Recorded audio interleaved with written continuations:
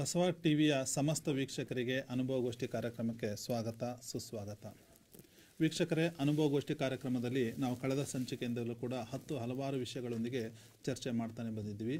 ಸಮಾಜಕ್ಕೆ ಜಾಗೃತಿ ಮೂಡಿಸುವಂತಹ ನಮ್ಮ ಬಸವಾದಿ ಶರಣರು ಕಟ್ಟಿಕೊಟ್ಟಂತಹ ಚಿಂತನೆಗಳ ಆಧಾರದ ಮೇಲೆ ಅನುಭವ ಮಂಟಪದ ಪರಿಕಲ್ಪನೆಯಲ್ಲಿ ನಾವು ಈ ಅನುಭವ ಗೋಷ್ಠಿಯನ್ನು ಶ್ರೀ ಬಸವ ಟಿವಿಯ ಕಾರ್ಯಕ್ರಮದ ಮೂಲಕ ನೆರವೇರಿಸ್ತಾ ಬಂದಿದ್ದೀವಿ. ಇಲ್ಲಿ ಕೆಲವೊಂದು ವಿಚಾರಗಳ ಚರ್ಚೆ ಆಗುತ್ತೆ, ವಾದ ವಿವಾದಗಳು ನಡೆಯುತ್ತೆ.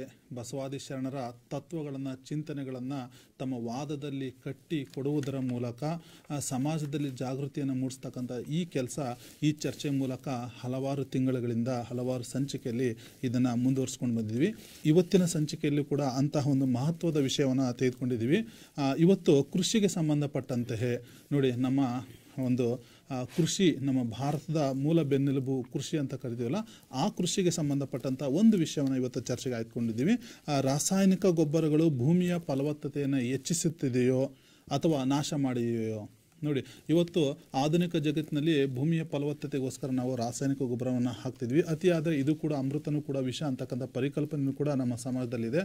ಹಾಗಾಗಿ ರೈತರು ಹೇಗೆ ಬಳಸಬೇಕು, ಅತಿಯಾಗಿ ಬಳಸಬೇಕು, ಕಡಿಮೆ ಬಳಸಬೇಕು, ಅಥವಾ ಫಲವತ್ತತೆಯನ್ನು ಹೆಚ್ಚಿಸುತ್ತೋ ಕಡಿಮೆ ಮಾಡುತ್ತೋ ಅನ್ನೋ ವಿಷಯದ ಬಗ್ಗೆ ಮಾತಾಡಲಿಕ್ಕೆ ಇವತ್ತು ನಮ್ಮ ಕೃಷಿಯ ಮೂಲದಿಂದ ಬಂದಿರತಕ್ಕಂಥ, ಹಳ್ಳಿಯಲ್ಲಿ ಹುಟ್ಟಿ ಬೆಳೆದಿರ್ತಕ್ಕಂಥ ನಮ್ಮ ಕೃಷಿಯ ಬಗ್ಗೆ ಪರಿಕಲ್ಪನೆಯನ್ನು ಕಟ್ಟಿಕೊಡುವಲ್ಲಿ ಇವತ್ತು ನಮ್ಮ ಶ್ರೀ ಬಸವ ಟಿವಿ ಸ್ಟುಡಿಯೋಗೆ 4 ಜನ ಅತಿಥಿಗಳನ್ನು ಕರೆತಂದಿದ್ದೇವೆ. ಬನ್ನಿ, ಅವರನ್ನು ಪರಿಚಯ ಮಾಡ್ಕೊಳ್ಳೋಣ. ಮೊದಲನೇದಾಗಿ, ರಾಸಾಯನಿಕ ಗೊಬ್ಬರಗಳು ಭೂಮಿಯ ಫಲವತ್ತತೆಯನ್ನು ಹೆಚ್ಚಿಸಿವೆ ಅನ್ನೋ ವಿಷಯದ ಬಗ್ಗೆ ಮಾತಾಡಲಿಕ್ಕೆ ನಮ್ಮ ಮುಂದೆ ಪ್ರಸನ್ನ ಕುಮಾರ್ ಸುರೆ, ಇವರು ಸಾಹಿತಿಗಳು, ಬಾಣಾವರದಿಂದ ಬಂದಿದ್ದಾರೆ. ಸರ್, ನಿಮಗೆ ಕಾರ್ಯಕ್ರಮಕ್ಕೆ ಸುಸ್ವಾಗತ, ಜೊತೆಗೆ ಶರಣಾರ್ಥಿ. ರಾಸಾಯನಿಕ ಗೊಬ್ಬರಗಳು ಫಲವತ್ತತೆಯನ್ನು ಹೆಚ್ಚಿಸಿವೆ ಅನ್ನೋ ವಿಷಯದ ಬಗ್ಗೆ ಮಾತಾಡಲಿಕ್ಕೆ ನಮ್ಮ ಮುಂದೆ ಇನ್ನೊಬ್ಬರು ಮುಖ್ಯ ಅತಿಥಿ ಲತಾಮಣಿ ತುರುವೇಕೆರೆ ಅಂತ, ಇವರು ಸಾಹಿತಿಗಳು, ಜೊತೆಗೆ ಶಿಕ್ಷಕರು ಕೂಡ ಆಗಿದ್ದಾರೆ. ತುಮಕೂರು ಮತ್ತು ಕೃಷಿಯ ಮೂಲದಿಂದ ಬಂದಿರತಕ್ಕಂಥವ್ರು. ಮೇಡಮ್, ನಿಮಗೂ ಕೂಡ ಕಾರ್ಯಕ್ರಮಕ್ಕೆ ಸುಸ್ವಾಗತ, ಜೊತೆಗೆ ಶರಣಾರ್ಥಿ. ನಮಸ್ತೆ ಸರ್. ರಾಸಾಯನಿಕ ಗೊಬ್ಬರಗಳು ಭೂಮಿಯ ಫಲವತ್ತತೆಯನ್ನು ನಾಶ ಮಾಡಿವೆ ಅನ್ನೋ ವಿಷಯದ ಬಗ್ಗೆ ಮಾತಾಡಲಿಕ್ಕೆ ಹಳ್ಳಿಯ ಮೂಲದಿಂದ, ಕೃಷಿಯ ಕುಟುಂಬದಿಂದ ಬಂದಿರತಕ್ಕಂಥ ಇಬ್ಬರು ಅತಿಥಿಗಳು ನಮ್ಮ ಮುಂದೆ ಇದ್ದಾರೆ. ಶ್ರೀಯುತ ಕೊಟ್ರೇಶ್ ಉಪ್ಪಾರರು, ಇವರು ಕೇಂದ್ರ ಕನ್ನಡ ಸಾಹಿತ್ಯ ವೇದಿಕೆಯ ಸಂಸ್ಥಾಪಕರು, ಹಾಸನದಿಂದ ಬಂದಿದ್ದಾರೆ. ಸರ್, ನಿಮಗೂ ಕೂಡ ಕಾರ್ಯಕ್ರಮಕ್ಕೆ ಸುಸ್ವಾಗತ, ಜೊತೆಗೆ ಶರಣಾರ್ಥಿ. ಕೃಷಿ ಭೂಮಿ ರಾಸಾಯನಿಕ ಗೊಬ್ಬರಗಳಿಂದ ನಾಶ ಆಗ್ತಾ ಇವೆ ಅನ್ನೋ ವಿಷಯದ ಬಗ್ಗೆ ಮಾತಾಡಲಿಕ್ಕೆ ನಮ್ಮ ಮುಂದೆ ಇನ್ನೊಬ್ಬರು ಅತಿಥಿ ಶ್ರೀಯುತ ರೇವಣ ಸಿದ್ದೇಶ್ ಚಾ ಬಳೆಗಾರ ಅಂತ, ಇವರು ಚಿಂತಕರು, ಚಾಮರಾಜನಗರ ಜಿಲ್ಲೆಯಿಂದ ಬಂದಿದ್ದಾರೆ. ಸರ್, ನಿಮಗೂ ಕೂಡ ಕಾರ್ಯಕ್ರಮಕ್ಕೆ ಸುಸ್ವಾಗತ, ಜೊತೆಗೆ ಶರಣಾರ್ಥಿ. ನಮಸ್ಕಾರ ಸರ್. ನಾವು ಶಾಲಾ ದಿನಗಳಿಂದಲೂ ಕೂಡ ಕೃಷಿಯ ಬಗ್ಗೆ, ರೈತರ ಬಗ್ಗೆ ಸಾಕಷ್ಟು ಪೋಯಂಗಳನ್ನು ಓದ್ತಾನೆ ಬಂದಿದ್ದೀವಿ. ಇವನೇ ನೋಡು ಅನ್ನದಾತ, ಹೊಲದೆ ದುಡಿದೆ ದುಡಿಯುವನು, ನಾಡ ಜನರು ಬದುಕಲೆಂದು ದವಸ ಧಾನ್ಯ ಬೆಳೆಯುವನು, ಯೋಗಿಯಾಗಿ ತ್ಯಾಗಿಯಾಗಿ ಅನ್ನ ಬೆಳೆಯುತ್ತಿರುವನು. ಹೀಗೆ 10 ಸಾಲುಗಳು ನಮ್ಮ ಕೃಷಿ ಬಗ್ಗೆನೇ, ರೈತರ ಬಗ್ಗೆನೇ ಇರ್ತಕ್ಕಂಥದ್ದು. ಇವತ್ತು ಕೃಷಿ ಎತ್ತ ಸಾಗಿದೆ ಅನ್ನೋದ್ರ ಬಗ್ಗೆ ಒಂದು ಮಹತ್ವದ ಚರ್ಚೆ ನಡೀತಾ ಇದೆ. ರಾಸಾಯನಿಕ ಗೊಬ್ಬರಗಳು, ಹಾಗಿದ್ರೆ ರೈತನಿಗೆ ಬೇಕಾಗಿರ್ತಕ್ಕಂಥ ಮಾಹಿತಿಗಳನ್ನು ಹೇಗೆ ಒದಗಿಸಬೇಕು? ರಾಸಾಯನಿಕ ಗೊಬ್ಬರಗಳು ಅತಿ ಹೆಚ್ಚು ಆಗಬೇಕಾ, ಅಥವಾ ಭೂಮಿಯ ಫಲವತ್ತತೆ ನಾಶ ಆಗುತ್ತಾ, ಅಥವಾ ಬಳಸಬಾರ್ದಾ, ಅಥವಾ ಸಾವಯವ ಗೊಬ್ಬರದ ಮುಖ್ಯ ಅನುಕೂಲತೆಗಳೇನು? ಇವೆಲ್ಲ ಚರ್ಚೆಗಳನ್ನು ನಮ್ಮ ರೈತರಿಗೋಸ್ಕರ, ನಮ್ಮ ಕೃಷಿಕರಿಗೋಸ್ಕರ ಇದನ್ನು ನಾವು ಈ ಸಂಚಿಕೆಯಲ್ಲಿ ನೆರವೇರಿಸ್ತಾ ಇದ್ದೀವಿ. ಬನ್ನಿ, ಹಾಗಿದ್ರೆ ರಾಸಾಯನಿಕ ಗೊಬ್ಬರಗಳು ಭೂಮಿಯ ಫಲವತ್ತತೆಯನ್ನು ಹೆಚ್ಚಿಸಿವೆ ಹೇಗೆ ಅಂತ ನಮ್ಮ ಪ್ರಸನ್ನ ಕುಮಾರ್ ಸೂರ್ಯ ಅವರು ಹೇಳ್ತಾರೆ. ಸರ್, ಏನು ಹೇಳ್ತೀರಾ? ಸಮಸ್ತ ಬಸವ ಟಿವಿ ವೀಕ್ಷಕರಿಗೆ ಶರಣಾರ್ಥಿ. ಈ ದಿನದ ಚರ್ಚಾ ವಿಷಯ, ರಾಸಾಯನಿಕ ಗೊಬ್ಬರಗಳು ಭೂಮಿಯ ಫಲವತ್ತತೆಯನ್ನು ಹೆಚ್ಚಿಸಿವೆ. ಖಂಡಿತ ಹೆಚ್ಚಿವೆ. ಯಾಕಂದರೆ ನಾವು ಒಂದು ವೈಜ್ಞಾನಿಕ ಯುಗದಲ್ಲಿ ಬದುಕ್ತಾ ಇದ್ದೀವಿ. ವಿಶೇಷವಾಗಿ ಆಧುನಿಕತೆ ಹೆಂಗೆ ನಮ್ಮನ್ನು ಆವರಿಸಿದೆ ಅಂದರೆ, ಬಹುಶಃ ಆಧುನಿಕತೆ ಹೊರತಾದ ಜೀವನವನ್ನು ನೆನೆಸ್ಕೊಳ್ಳೋದಕ್ಕೆ ಕಷ್ಟ. ಅದರಲ್ಲಿ ಕೃಷಿ ಏನು ಅರ್ಥ ಆಗಿಲ್ಲ. ಕೃಷಿನೂ ಸಹಿತವ ಆಧುನಿಕತೆ ಎಲ್ಲ ವಿಸ್ತಾರಗಳನ್ನು ಒಳಗೊಂಡು ಬೆಳೀತಾ ಇದೆ. ಅದರಲ್ಲಿ ರಾಸಾಯನಿಕತೆನೂ ಒಂದು. ನೋಡಿ, 2010ರಲ್ಲಿ ಭಾರತ 80% ಕೃಷಿ ಉತ್ಪನ್ನಗಳನ್ನು ಉತ್ಪಾದಿಸ್ತಾ ಇತ್ತು. ಆಮೇಲೆ ವಿಶ್ವದ ಅತಿ ಹೆಚ್ಚು ಕೃಷಿ ಉತ್ಪಾದಿಸುವ ದೇಶ 5 ದೇಶಗಳಲ್ಲಿ ಭಾರತವೂ ಒಂದು. 2008ರಲ್ಲಿ ಜನಸಂಖ್ಯೆ ಬೆಳವಣಿಗೆ ಅಂತ, ಇದು ಭಾಳ ಮುಖ್ಯ. 2008ರಲ್ಲಿ ಒಂದು ವರದಿ ಪ್ರಕಾರ ಜನಸಂಖ್ಯೆ ಬೆಳವಣಿಗೆಗಿಂತ ವೇಗವಾಗಿ ಅಕ್ಕಿ ಮತ್ತು ಗೋಧಿಯನ್ನು ಉತ್ಪಾದಿಸುವ ದೇಶ ಅನ್ನುವ ಹಿರಿಮೆ ಭಾರತದ್ದು. ಸ್ವಾತಂತ್ರ್ಯ ನಂತರ ಜನಸಂಖ್ಯೆ 3 ಪಟ್ಟು ಹೆಚ್ಚಾಗಿದೆ. 1947ರಲ್ಲಿ ಇದ್ದ ಜನಸಂಖ್ಯೆ 2020ರಲ್ಲಿ ಇರುವ ಜನಸಂಖ್ಯೆ 3 ಪಟ್ಟು ಹೆಚ್ಚಾಗಿದೆ. ನೆನಪಿರ್ಲಿ ಗೆಳೆಯರೆ, ಆಹಾರ 1947ರಲ್ಲಿ ಇದ್ದಂಥ ಆಹಾರದ ಪಟ್ಟು ಇವತ್ತಿಗೆ 4 ಪಟ್ಟು ಹೆಚ್ಚಾಗಿದೆ.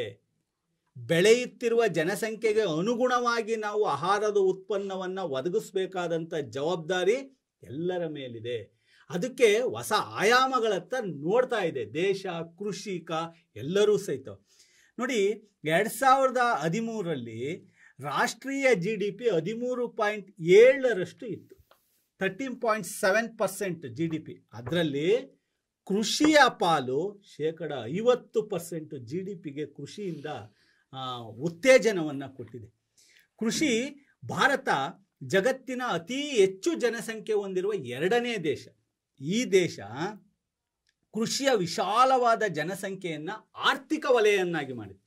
ಕೃಷಿ ಇವತ್ತು ಆರ್ಥಿಕ ವಲಯಕ್ಕೆ ಬೆನ್ನೆಲುಬಾಗಿ ನಿಂತಿದೆ. 2013ರಲ್ಲಿ $39 ಶತಕೋಟಿ ಮೌಲ್ಯದ 2013ರಲ್ಲಿ $39 ಶತಕೋಟಿ ಮೌಲ್ಯದ ಕೃಷಿ ಉತ್ಪನ್ನಗಳನ್ನ ರಫ್ತನ್ನ ನಮ್ಮ ದೇಶ ಮಾಡಿದೆ.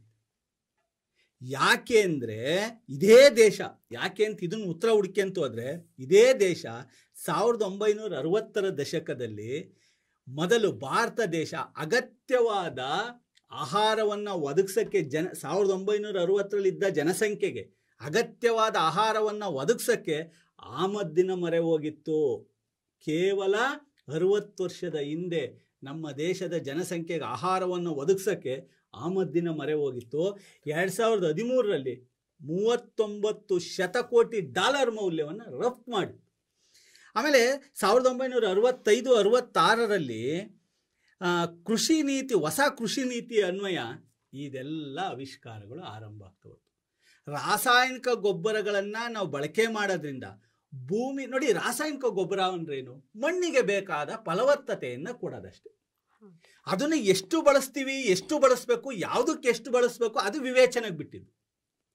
ಇಲ್ಲಿ ಎಲ್ಲವನ್ನ ಒಂದೇ ಕಣ್ಣಿನಿಂದ ಒಂದೇ ಸರಿ ದೂಡುವಂತಹ ವಿಚಾರ ತಪ್ಪು ತೀರ್ಮಾನ ಆಗುತ್ತೆ. ಇಲ್ಲಿ ರಾಸಾಯನಿಕ ಗೊಬ್ಬರ ಮಣ್ಣಿನ ಫಲವತ್ತತೆಯನ್ನು ಹೆಚ್ಚಿಸೋದು, ಸಸಿಗಳಿಗೆ ನೀರಿನ ಅಂಶವನ್ನು ಹೆಚ್ಚು ಹಿಡಿದಿಟ್ಕೊಳ್ಳೋದು. ಇದು ಹೆಚ್ಚಾದಾಗ ತನಿಗ್ತಾನೇ ಇಳುವರಿ ಜಾಸ್ತಿ ಆಗ್ತಾ ಹೋಯ್ತು, ತನಿಗ್ತಾನೇ ಫಲವತ್ತತೆ ಹೆಚ್ಚಾಗ್ತಾ ಹೋಯ್ತು. ಆಮೇಲೆ ಬಹಳ ಮುಖ್ಯವಾದ ಇದು ವೈಜ್ಞಾನಿಕತೆಯಿಂದ ಬಂದಂಥದ್ದು. ನಾವು ಎಲ್ಲದರಲ್ಲೂ ವೈಜ್ಞಾನಿಕತೆ ಹುಡುಕ್ತೀವಿ. ನಮ್ಮ ಬದುಕಿನ ಪ್ರತಿಯೊಂದು ವಿಷಯಗಳಲ್ಲಿ ಹೊಸ ಹೊಸ ವಿಚಾರಗಳನ್ನು ಒಪ್ಕೊಂತ ಇದ್ದೀವಿ. ಆದರೆ ಕೃಷಿಲಿ ಒಪ್ಕೊನಲ್ಲ ಅಂದ್ರೆ ಹೆಂಗೆ? ಕೃಷಿ ಸಹಿತ ಹೊಸ ವಿಚಾರಗಳಿಗೆ ತೆರೆದಾಗ ನಾವು ಜಾಗತಿಕ ಮಟ್ಟದಲ್ಲಿ ಕೃಷಿಯ ಸ್ವಾವಲಂಬನೆಯನ್ನು ಸಾಧಿಸ್ತು. ಜನಸಂಖ್ಯೆಗೆ ಅನುಗುಣವಾಗಿ ಎಷ್ಟು ಜನಸಂಖ್ಯೆ ಏರಿರು ನಮಗಿವತ್ತು ಸಮಸ್ಯೆನೇ ಅಲ್ಲ. ಬಿಕಾಸ್ ನಮಗೆ ಕೃಷಿಯ ಉತ್ಪನ್ನಗಳು ಹೆಚ್ಚಾಗ್ತದೆ. ಅದಕ್ಕೆ ಮೂಲ ಕಾರಣ ಭೂಮಿಯ ರಾಸಾಯನಿಕ ಬಳಕೆಯಿಂದ ಹೆಚ್ಚಾದಂತಹ ಇಳುವರಿ, ಫಲವತ್ತತೆ. ಇದು ರಾಸಾಯನಿಕ ಗೊಬ್ಬರಗಳು ಭೂಮಿಯ ಫಲವತ್ತತೆಯನ್ನು ಹೆಚ್ಚಿಸ್ತವೆ ಅನ್ನೋದು ನನ್ನ. ತುಂಬ ಉತ್ತಮವಾಗಿರ್ತಕ್ಕಂಥ ಒಂದು ವಿಶ್ಲೇಷಣೆಯನ್ನ ಪ್ರಸನ್ನ ಕುಮಾರ್ ಸೂರೆ ಅವರಿಂದ ಬಂತು. ಯಾಕಂದ್ರೆ ಇವತ್ತು ನೋಡಿ, ಜನಸಂಖ್ಯೆ ವಿಷಯಗಳು ತೆಗೆದುಕೊಂಡಾಗ ಬೆಳೆಯುತ್ತಿರುವ ಜನಸಂಖ್ಯೆಗೆ ಅನುಗುಣವಾಗಿ ನಾವು ರಾಸಾಯನಿಕ ಗೊಬ್ಬರಗಳನ್ನ ಹಾಕಲೇಬೇಕು. ಯಾಕಂತಂದ್ರೆ ಸ್ವತಂತ್ರ ಪೂರ್ವದಲ್ಲಿ ಇರ್ತಕ್ಕಂಥ ಜನಸಂಖ್ಯೆಗೆ 3 ಪಟ್ಟು ಹೆಚ್ಚಾಗಿದೆ. ಇದಕ್ಕೆಲ್ಲ ನಾವು ಆಹಾರವನ್ನು ಪೂರೈಕೆ ಮಾಡ್ತಿದ್ವಿ. ಜೊತೆಗೆ ಆಹಾರವನ್ನು ಪೂರೈಕೆ ಮಾಡೋದಲ್ಲದೆ ಬೇರೆ ದೇಶಕ್ಕೂ ಕೂಡ ರಫ್ತು ಮಾಡುವಷ್ಟು ನಾವು ಬೆಳೆದಿದ್ದೀವಿ ಅಂತಂದ್ರೆ ಇದಕ್ಕೆ ನಮ್ಮ ರಾಸಾಯನಿಕ ಗೊಬ್ಬರಗಳ ಮುಖ್ಯ ಸಾಕ್ಷಿಯಾಗಿ ನಿಂತಿವೆ. ಅದು ನಮ್ಮ ಕಣ್ಮುಂದೆ ಕಾಣ್ತಾ ಇದೆ ಅಂತ. ಈಗ ನಾನು ಇದೇ ವಾದವನ್ನು, ಪ್ರಸನ್ನ ಕುಮಾರ್ ಅವರ ವಾದವನ್ನ ನಾನು ಕೊಟ್ರೆ ಸರ್ಗೆ ವರ್ಗಾವಣೆ ಮಾಡ್ತೀನಿ. ಸರ್, ಪ್ರಸನ್ನ ಕುಮಾರ್ ಹೇಳಿರ್ತಕ್ಕಂಥ ವಾದದಲ್ಲಿ ಎಲ್ಲವೂ ಕೂಡ ರಾಸಾಯನಿಕ ಗೊಬ್ಬರಗಳಿಂದನೇ ಆಗಿದೆಯಾ ಅಂತ. ಒಂದು ವಿಜ್ಞಾನ ಮುಂದುವರೆದೆ, ಹಾಗೆ ಸುಧಾರಿತ ಬೀಜಗಳ ಒಂದು ವೈಜ್ಞಾನಿಕ ಸಂಶೋಧನೆಗಳಾಗಿವೆ, ಹೈಬ್ರಿಡ್ ತಳಿಗಳು ಬಂದಿವೆ. ಇವೆಲ್ಲ ಒಂದು ಸುಧಾರಿತವಾಗಿರ್ತಕ್ಕಂಥ ವೈಜ್ಞಾನಿಕ ವಿಶ್ಲೇಷಣೆಗೆ ಒಳಪಟ್ಟಿರ್ತಕ್ಕಂಥ ಕೃಷಿ ವಿಧಾನ ಜೊತೆಗೆ ಬಂದಿದೆ ಹೊರತು ಎಲ್ಲವೂ ಕೂಡ ರಾಸಾಯನಿಕಗಳಿಂದ ಆಗಿದೆಯಾ? ಇದಕ್ಕೆ ನಿಮ್ಮ ಉತ್ತರ ಏನು ಅಂತ? ಶ್ರೀ ಬಸವ ಟಿವಿಯ ಸಮಸ್ತ ವೀಕ್ಷಕ ಬಂಧುಗಳಿಗೆ ಶರಣಾರ್ಥಿ. ಒಂದು ಒಳ್ಳೆ ವಿಷಯವನ್ನ, ಅದು ವರ್ತಮಾನದಲ್ಲಿ ಒಂದು ಬಹಳ ಚರ್ಚಿತವಾದಂಥ ವಿಷಯ ಇದು, ರಸಗೊಬ್ಬರ ಬಳಕೆ ಮತ್ತು ಅದರಿಂದ ಆಗ್ತಕ್ಕಂಥ ಹಾನಿಗಳು ಏನಿದ್ದಾವೆ. ಬಹುತೇಕ ಈಗ ಒಂದು 20-25 ವರ್ಷದ ಹಿಂದೆ ಹೋದ್ನೆ ಅಂದರೆ ಇಷ್ಟೊಂದು ಇರಲಿಲ್ಲ, ರಸಗೊಬ್ಬರ ಬಳಕೆ ಇರಲಿಲ್ಲ. ಮತ್ತು ಫಲವತ್ತಾದ ಭೂಮಿಗಳಿದ್ವು ಅವತ್ತು. ಇವು ಆಸೆ ಬೇಕು ಮನುಷ್ಯನಿಗೆ, ಒಂದು ದುಡಿಮೆ ಅನ್ನೋದಕ್ಕೆ, ಒಂದು ಬದುಕಲಿಕ್ಕೆ, ಒಂದು ನಾವು ಬದುಕು ಕಟ್ಕೊಳ್ಳಿಕ್ಕೆ ಆಸೆ ಬೇಕು. ನಮ್ಮದೇ ಅಂತ ಆಸೆಯ ಚೌಕಟ್ಟಲ್ಲಿ ನಾವು ಬದುಕನ್ನು ಕಟ್ಕೊಂತೀವಿ. ಆಸೆ ದುರಾಸೆ ಆಗಬಾರ್ದು ಅಂತ. ಈಗ ನಂದು 1 ಎಕರೆ ಜಮೀನಲ್ಲಿ ಒಂದು 20 ಚೀಲ ಜೋಳ ಬೆಳಿತಾ ಇದ್ದೀನಿ ಅಂತಂದ್ರೆ ನನ್ನ ಕುಟುಂಬ ವ್ಯವಸ್ಥೆಗೆ ಅದು ಸಾಕಾಗ್ತಾ ಇತ್ತು. ಆ ಒಂದು ಆಹಾರ ಏನಾಗ್ತಾ ಇತ್ತು, ಒಳ್ಳೆ ಪೌಷ್ಟಿಕಾಂಶದಿಂದ ಕೂಡಿರ್ತಾ ಇತ್ತು. ಇವತ್ತು ನನ್ನ 40 ಚೀಲ ಬೆಳಿಬೇಕು ಅಂತಂದು ಇಲ್ಲದೆಲ್ಲ ರಾಸಾಯನಿಕಗಳನ್ನು ಬಳಸ್ತಾ ಇದ್ದೀವಿ. ಅದು ದಷ್ಟಪುಷ್ಟವಾಗಿ ಬರುತ್ತೆ, ಇನ್ನೊಂದು ಯಾವುದೋ ಒಂದು ಬೀಜ ಹಾಕ್ತೀವಿ, ಅದು ತನ್ನ ಫಲದಲ್ಲಿಯೂ ಸಹ ಸತ್ವವನ್ನು ಕಳೆದುಕೊಳ್ತಾ ಇದೆ. ಒಂದು ಅವರು ಏನೋ ಅಷ್ಟು ಪ್ರಗತಿ ಆಗಿದೆ, ಇಷ್ಟು ಪ್ರಗತಿ ಆಗಿದೆ ಅಂತ. ಇವತ್ತಿಗೂ ಸಹ ರಾಸಾಯನಿಕ ಗೊಬ್ಬರವನ್ನು ಎಷ್ಟು ಬಳಸ್ತಾರೋ ಅಷ್ಟೇ ಸಾವಯವ ಗೊಬ್ಬರವನ್ನು ಇವತ್ತು ನಾವು ಬಳಸ್ತಾ ಇದ್ದೀವಿ. ಇವತ್ತಿನ ರೈತರು ನೋಡಿ, ಹೆಚ್ಚು ತೋಟಗಳ ಬಳಕೆಗಳನ್ನು ನೋಡಿ ಎಲ್ಲ ಬಳಕೆ ಆಗ್ತಕ್ಕಂಥದ್ದೇ ಸಾವಯವ ಗೊಬ್ಬರಗಳು. ಶುಂಠಿ ಬೆಳಿಲಿಕ್ಕೆ ತತ್ಕ್ಷಣದಲ್ಲಿ ರಾಸಾಯನಿಕ ಗೊಬ್ಬರ ಇದ್ರು, ಅದಕ್ಕೂ ಮುಖ್ಯವಾಗಿ ಅವ್ರಿಗೆ ಏರದೇ ಸಾವಯವ ಗೊಬ್ಬರವನ್ನು, ತಿಪ್ಪೆ ಗೊಬ್ಬರವನ್ನು ಹಾಕಿ ಅದನ್ನು ಕೊಳಿಸಿಬಿಟ್ಟು 6 ತಿಂಗಳು ಬಿಟ್ಟು ಬೆಳೀತಾ ಇದೆ. ಇವತ್ತು ರಾಸಾಯನಿಕ ಗೊಬ್ಬರಗಳಿಂದ ಏನಾಗಿದೆ ಅಂತಂತಂದ್ರೆ ಅಲ್ಲಿರ್ತಕ್ಕಂಥ ಸಾರಜನಕ ಮತ್ತು ಮಣ್ಣಿನ ಫಲವತ್ತತೆಗೆ ಧಕ್ಕೆಯನ್ನು ತರ್ತಾ ಇದೆ. ಪೊಟ್ಯಾಷ್ ಆಗಿರ್ಬೋದು, DAP ಆಗಿರ್ಬೋದು, ಯಾವುದೇ ಒಂದು ರಾಸಾಯನಿಕ ಗೊಬ್ಬರವನ್ನು ತೆಗೆದುಕೊಳ್ಳಿ, ಮತ್ತೆ ಏನಾಗ್ತದೆ, ಹೆಚ್ಚಿನ ಸಾಂದ್ರತೆಯನ್ನು ದ್ರಾವಣವನ್ನು ಹೊಂದಿರುತ್ತೆ. ಅದು ತಕ್ಷಣಕ್ಕೆ ಆ ಮಣ್ಣಿಗೆ ನಾವು ಇದನ್ನು ಮಾಡಿದಾಗ ಮೂಲ ಗುಣವನ್ನು ಮಣ್ಣು ಕಳೆದುಕೊಳ್ತಾ ಇದೆ. ಸತ್ವಯುತವಾದಂಥ ಮಣ್ಣು ಇವತ್ತು ಬಂಜರ ಆಗ್ತಾ ಇದೆ, ಇವತ್ತು ತನ್ನ ಸತ್ವವನ್ನು ಕಳೆದುಕೊಳ್ತಾ ಇದೆ. ಎಲ್ಲಿ ಒಂದು ಶುಂಠಿ ಹಾಕಿದಂಥ ಈ ನಮ್ಮ ಹಾಸನವನ್ನು ನಾನು ಉದಾಹರಣೆ ತೆಗೆದುಕೊಂಡಾಗ, ಈ ವರ್ಷ ಶುಂಠಿ ಹಾಕಿದಂಥ ಹೊಲಕ್ಕೆ ಮುಂದಿನ ವರ್ಷ ನೀವು ಯಾವ ಬೆಳೆಯನ್ನು ಬೆಳೆಯೋಕೆ ಆಗಲ್ಲ. ಆ ಮಟ್ಟಕ್ಕೆ ಮಣ್ಣನ್ನು ನಾವು ವಿಷಯುಕ್ತ ಮಾಡಿದ್ದೀವಿ. ಒಂದು ಸಹಜವಾಗಿ ಮಣ್ಣಿನ ಕಣಗಳನ್ನು ವೃದ್ಧಿಸ್ತಕ್ಕಂಥ ಬ್ಯಾಕ್ಟೀರಿಯಾಗಳಿದ್ದಾವೆ ನಮ್ಮಲ್ಲಿ. ಅಂಥ ಜೀವಿಗಳು ಈ ಒಂದು ರಾಸಾಯನಿಕ ಗೊಬ್ಬರಗಳನ್ನು ಹಾಕಿದಾಗ ಏನಾಗ್ತವೆ, ನಾಶ ಆಗ್ತವೆ. ನಾವು ಮೂಲ ಪರಿಸರಕ್ಕೆ, ನಾವು ಪ್ರಕೃತಿ ವಿರುದ್ಧವಾಗಿ ನಾವು ಹೋದಂಗ, ಅದಕ್ಕೆ ನಾವು ಧಕ್ಕೆಯನ್ನು ತರ್ತೀವಿ. ಮತ್ತೆ ಈ ಬಳಕೆಯಿಂದ ಏನಾಗ್ತಾ ಇದೆ ಅಂತಂದ್ರೆ, ಇವತ್ತು ನಾನು ಹೇಳಿದೆ, ಯಾವುದೋ ಮಣ್ಣು ಜನ್ಯ ಹುಳುಗಳು ಅಂತಾನೆ ಕರಿತೀವಿ ಅದನ್ನೇ. ಆ ಜನ್ಯ ಹುಳುಗಳಿದೆ. ಮತ್ತೆ ಸುತ್ತಮುತ್ತಲಿನ ಗಾಳಿನೂ ಸಹ ಮಲಿನ ಆಗುತ್ತೆ. ನಾವು ಒಂದು ಗೊಬ್ಬರ ಹಾಕಿದಾಗೆ ಅಷ್ಟಕ್ಕೆ ಅದು ಮಣ್ಣಿಗೆ ಮಾತ್ರ ಹೋಗಲ್ಲ, ಅದು ಎವಾಪ್ರೇಟ್ ಆಗುತ್ತೆ. ಗೊಬ್ಬರ ಎವಾಪ್ರೇಟ್ ಆದಾಗ ಗಾಳಿಯಲ್ಲಿ ವಿಷ ಸೇರಿಕೊಳ್ಳುತ್ತೆ. ಅವಾಗ ಅನಿಲ ನಮಗೆ ವಿಷಾನಿಲ ಆಗಿ ಪರಿಣಾಮವನ್ನು ಬೀರುತ್ತೆ. ಅಲ್ಲಿ ನಮಗೆ ನಿಜವಾದ ಆಮ್ಲಜನಕದ ಕೊರತೆ ಉಂಟಾಗುತ್ತೆ. ಅಥವಾ ಅದನ್ನು ನಾವು ಸೇವಿಸ್ಬಿಡ್ತೀವಿ, ನಮಗೆ ಗೊತ್ತಾಗಲ್ಲ ಇದ್ರೆ ಆಮ್ಲಜನಕ ಐತೆ ಇಲ್ಲ ಅಂತಂದು. ಅದು ನಮ್ಮ ಶ್ವಾಸಕೋಶದ ಮೇಲೆ ಎಫೆಕ್ಟ್. ಬರೀ ನಮ್ಮ ಮೇಲೆ ಅಷ್ಟೇ ಅಲ್ಲ, ಆ ಪ್ರಕೃತಿಯ ವಾತಾವರಣದಲ್ಲಿ ಬಾಳ್ತಕ್ಕಂಥ ಎಲ್ಲ ಜೀವಿಗಳ ಮೇಲೂ ಸಹ ಅದು ಒಂದು ಎಫೆಕ್ಟ್ ಅನ್ನು ಉಂಟು ಮಾಡುತ್ತೆ. ಉಸಿರಾಟದ ಮೇಲೆ ವ್ಯತಿರಿಕ್ತ ಪರಿಣಾಮವನ್ನು ಅದು ಉಂಟು ಮಾಡುತ್ತೆ. ಜೊತೆಗೆ ಏನಾಗ್ತದೆ, ಮಣ್ಣಿನಲ್ಲಿ ಆಮ್ಲೀಯ ದ್ರಾವಣವನ್ನು ಹೆಚ್ಚು ಮಾಡ್ತವೆ ಇವು ರಾಸಾಯನಿಕ ಗೊಬ್ಬರ. ಎಲ್ಲಿ ಆಮ್ಲೀಯ ದ್ರಾವಣಗಳು ಹೆಚ್ಚಾಗ್ತದೆ ಅದು ಜೌಗು ಪ್ರದೇಶದತ್ತ ಟರ್ನ್ ಆಗ್ತಾ ಹೋಗುತ್ತೆ. ಆ ಭೂಮಿ ಮೂಲ ಸತ್ವವನ್ನ ಕಳೆದುಕೊಳ್ತಾ ಹೋಗುತ್ತೆ. ಈ ಜೌಗು ಪ್ರದೇಶ ಆದಂಗಲೇ ಏನಾಗುತ್ತೆ, ಆ ಅಂತರ್ಜಲಕ್ಕೂ ಸಹ ಇದು ದಾಳಿ ಮಾಡುತ್ತೆ. ಬರೀ ಮಣ್ಣಿನ ಫಲವತ್ತತೆಯನ್ನು ಮಾತ್ರ ನಾಶ ಮಾಡಲ್ಲ, ಗಾಳಿಗೆ ಸೇರಿಕೊಂಡ್ಬಿಟ್ಟು ಗಾಳಿನ ವಿಷಯುಕ್ತ ಮಾಡುತ್ತೆ. ಅಂತರ್ಜಲಕ್ಕೆ ಸೇರಿಕೊಂಡ್ಬಿಟ್ಟು ಅದು ಏನ್ ಮಾಡುತ್ತೆ, ಅಲ್ಲಿನೂ ಸಹ ಅಂತರ್ಜಲಕ್ಕೂ ಸಹ ಧಕ್ಕೆ ಮಾಡುತ್ತೆ. ಅಕ್ಕಪಕ್ಕದಲ್ಲಿ ಇರ್ತಕ್ಕಂಥ ಕೆರೆ, ಹಳ್ಳ, ಕೊಳ್ಳಗಳಿಗೂ ಸಹ ಅದು ಮಳೆ ಬಂದಂತ ಸಹ ಈ ಗೊಬ್ಬರ ಹಾಕಿ ಹೋಗ್ತಾರೆ, ಮಳೆ ಬರುತ್ತೆ, ಅದೆಲ್ಲ ಹರ್ಕೊಂಡು ಹೋಗ್ಬಿಟ್ಟು ಮೇಲಿನ ಅಂಶ ಸೀದಾ ಕೆರೆಗೆ ಸೇರಿಕೊಳ್ಳುತ್ತೆ. ಕೆರೆಯಲ್ಲಿ ಇರ್ತಕ್ಕಂಥ ಮೀನು, ಆಮೆ, ಅವು ಏನು ಜಲಚರ ಪ್ರಾಣಿಗಳು ಇರ್ತವೆ ಅವಕ್ಕೂ ಸಹ ಜೀವಹಾನಿಯನ್ನು ನಾವು ಮಾಡ್ತೀವಿ. ಇದನ್ನೇ ನಾವು ಕೃಷಿ ಆಧಾರಿತವಾಗಿ ನಾವು ಸಾವಯವ ಗೊಬ್ಬರವನ್ನ ಮಾಡಿದಾಗ ಅವೆಲ್ಲವೂ ಸಹ ಮಣ್ಣಿನ ಫಲವತ್ತತೆಯನ್ನು ಹೆಚ್ಚು ಮಾಡ್ತಕ್ಕಂಥವು, ಪರಿಸರಯುಕ್ತ. ಅವುಗಳನ್ನು ಬಳಸಿದರೆ ನಾವು ಪ್ರಕೃತಿಯನ್ನು ಸಮತೋಲನವಾಗಿ ಇಟ್ಕೊಂಡಂಗಾಗುತ್ತೆ. ಅಲ್ಲಿ ನಿಜವಾದ ಮಣ್ಣಿಗೆ ಯಾವ್ಯಾವ ಜೀವಿಗಳು, ಬ್ಯಾಕ್ಟೀರಿಯಾಗಳು ಬೇಕು ಅವಕ್ಕೂ ನಾವು ಪ್ರೊಟೆಕ್ಷನ್ ಮಾಡಿದಂಗಾಗುತ್ತೆ. ವಾತಾವರಣ ನಾವು ಶುದ್ಧಿಯಾಗಿ ಇಟ್ಕೊಂಡಂಗಾಗುತ್ತೆ, ಜಲವನ್ನು ನಾವು ಶುದ್ಧಿಯಾಗಿ ಇಟ್ಕೊಂಡಂಗಾಗುತ್ತೆ. ಇವತ್ತಿನ ನಾನು ಹೇಳಿದ ಬರೀ ಆಸೆಯಿಂದ ರೈತ ಬೆಳೆದಾಗ ನಮಗೆ ಆಘಾತ ಆಗಲ್ಲ, ಅಪಾಯಕಾರಿ ಆಗಲ್ಲ, ಅನಾನುಕೂಲ ಆಗಲ್ಲ. ನಾವು ದುರಾಸೆಯ ಒಂದು ಕುದುರೆಯನ್ನೇರಿ ಹೋದಾಗ ಮಾತ್ರ ಈ ಅಪಾಯದ ಬುತ್ತಿ ನಮಗೆ ಕಟ್ಟಿಟ್ಟಿದ್ದು. ಆದ್ರಿಂದ ರಾಸಾಯನಿಕ ಗೊಬ್ಬರಗಳು ಏನಿದ್ರು ಮಣ್ಣಿನ ಫಲವತ್ತತೆಗೆ ನಾಶ ಮಾಡ್ತವೆ, ಅವು ಮೂಲಾಂಶವನ್ನ ನಾಶ ಮಾಡ್ತವೆ. ಅದು ಮನುಷ್ಯನ ಒಂದು ಜೈವಿಕ ನಮ್ಮದು ಏನೇ ಇದೆ ಯಂತ್ರಕ್ಕೆ, ಅದಕ್ಕೆ ಯಾವತ್ತಿಗಿದ್ರೆ ಅಡಚಣೆನೇ ಅದು. ಒಳ್ಳೆ ಅಂಶಗಳು ಕೊಟ್ರೇಶ್ ಉಪ್ಪಾರಿಂದ ಬಂತು. ಯಾಕಂದ್ರೆ ಅತಿಯಾದಂತಹ ರಾಸಾಯನಿಕಗಳ ಬಳಕೆ ಹೇಗೆ ಮಣ್ಣುಗಳನ್ನು ನಾಶ ಮಾಡುತ್ತಿದೆ, ಮಣ್ಣಿನ ಫಲವತ್ತತೆಯನ್ನು ನಾಶ ಮಾಡುತ್ತೆ ಅನ್ನೋ ವಿಚಾರವನ್ನ ಹೇಳಿದ್ರು. ಇಲ್ಲಿ ಗೊಬ್ಬರದ ವಿಷಯಕ್ಕೆ ಬಂದಾಗ, ಎಸ್ಪೆಷಲಿ ನಾವು ರಾಸಾಯನಿಕ ಗೊಬ್ಬರಗಳ ವಿಷಯಕ್ಕೆ ಬಂದಾಗ ಒಂದು 3 ತರದಾಗಿರ್ತಕ್ಕಂಥ ಒಂದು ರಾಸಾಯನಿಕ ಗೊಬ್ಬರಗಳನ್ನು ಕೊಡ್ಬೋದು. ಒಂದು ಬೆಳೆಗೆ ಆಹಾರಕ್ಕೆ ಪೂರಕವಾಗಿ ಬೆಳೆ ತುಂಬಾ ದಷ್ಟಪುಷ್ಟವಾಗಿ ಚೆನ್ನಾಗಿ ಬೆಳೆಯಲು ಹಾಕ್ತಕ್ಕಂಥ ಒಂದು ರಾಸಾಯನಿಕ ಗೊಬ್ಬರ ಇದೆ. ಇನ್ನೊಂದು ಕೀಟನಾಶಕಗಳು, ಬೆಳೆದಿರ್ತಕ್ಕಂಥ ಬೆಳೆಗೆ ಏನು ಅದು ಬ್ಯಾಕ್ಟೀರಿಯಾಗಳು, ಕೀಟಗಳು, ಎಲೆಗಳನ್ನ ತಿಂತಕ್ಕಂಥದ್ದು, ಅದಕ್ಕೆ ಸಿಂಪಡಣೆ ಮಾಡ್ತಕ್ಕಂಥ ಒಂದು ಕೀಟನಾಶಕ ಅಂತ ಇದೆ. ಇನ್ನೊಂದು ಕಳೆನಾಶಕ ಅಂತ ಇದೆ. ಇದು ಬೆಳೆಗೂ ಕೂಡ ಹೆಲ್ಪ್ ಮಾಡಲ್ಲ, ಇನ್ನೊಂದು ಆಹಾರನೂ ಕೂಡ ಪೂರೈಕೆ ಮಾಡಲ್ಲ. ಅಕ್ಕಪಕ್ಕದಲ್ಲಿ ಬೆಳೆದಿರ್ತಕ್ಕಂಥ ಕಳೆಗಳನ್ನ ನಾಶ ಮಾಡ್ಲಿಕ್ಕೂ ಕೂಡ ಇವತ್ತು ರೈತರು ಬೆಳೆಸ್ತಾರೆ.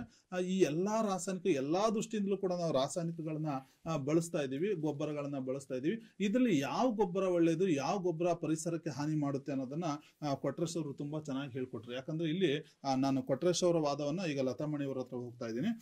ಅವ್ರು ಹೇಳಿರೋ ಪ್ರಕಾರ ಮಣ್ಣಿನ ಫಲವತ್ತತೆಯನ್ನು ನಾಶ ಮಾಡುತ್ತೆ, ಜೊತೆಗೆ ಸಾಕಷ್ಟು ಅಡ್ಡ ಪರಿಣಾಮ ಬರುತ್ತೆ. ಈ ಸಿಂಪಡಣೆ ಮಾಡ್ತಕ್ಕಂಥ ರೈತರಿಗೆ ಆರೋಗ್ಯದ ಸಮಸ್ಯೆ ಬರುತ್ತೆ, ಚರ್ಮ ರೋಗಗಳು ಬರುತ್ತೆ. ಜೊತೆಗೆ ಏನು ರೈತರ ಮಿತ್ರ ಅಂತ ಕರೀತಕ್ಕಂಥ ಎರೆಹುಳುಗಳು ಇವತ್ತು ಅಂತ ರಾಸಾಯನಿಕ ಗೊಬ್ಬರಕ್ಕೆ, ರಾಸಾಯನಿಕ ಕೀಟನಾಶಕಗಳಿಗೆ ಬಲಿಯಾಗ್ಬಿಟ್ಟು ಆ ಫಲವತ್ತತೆಯನ್ನು ನಾಶ ಮಾಡ್ತಾ ಇದೆ ಅಂತಕ್ಕಂಥ ವಾದಕ್ಕೆ ಲತಾಮಣಿಯವರು ಏನ್ ಹೇಳ್ತಾರೆ ಅಂತ. ಓಂ ಶ್ರೀ ಗುರುಭ್ಯೋ ನಮಃ. ಶ್ರೀ ಬಸವ ಟಿವಿಯ ಸಮಸ್ತ ಸಹೃದಯ ವೀಕ್ಷಕ ಬಂಧುಗಳಿಗೆ ಶರಣಾರ್ಥಿ.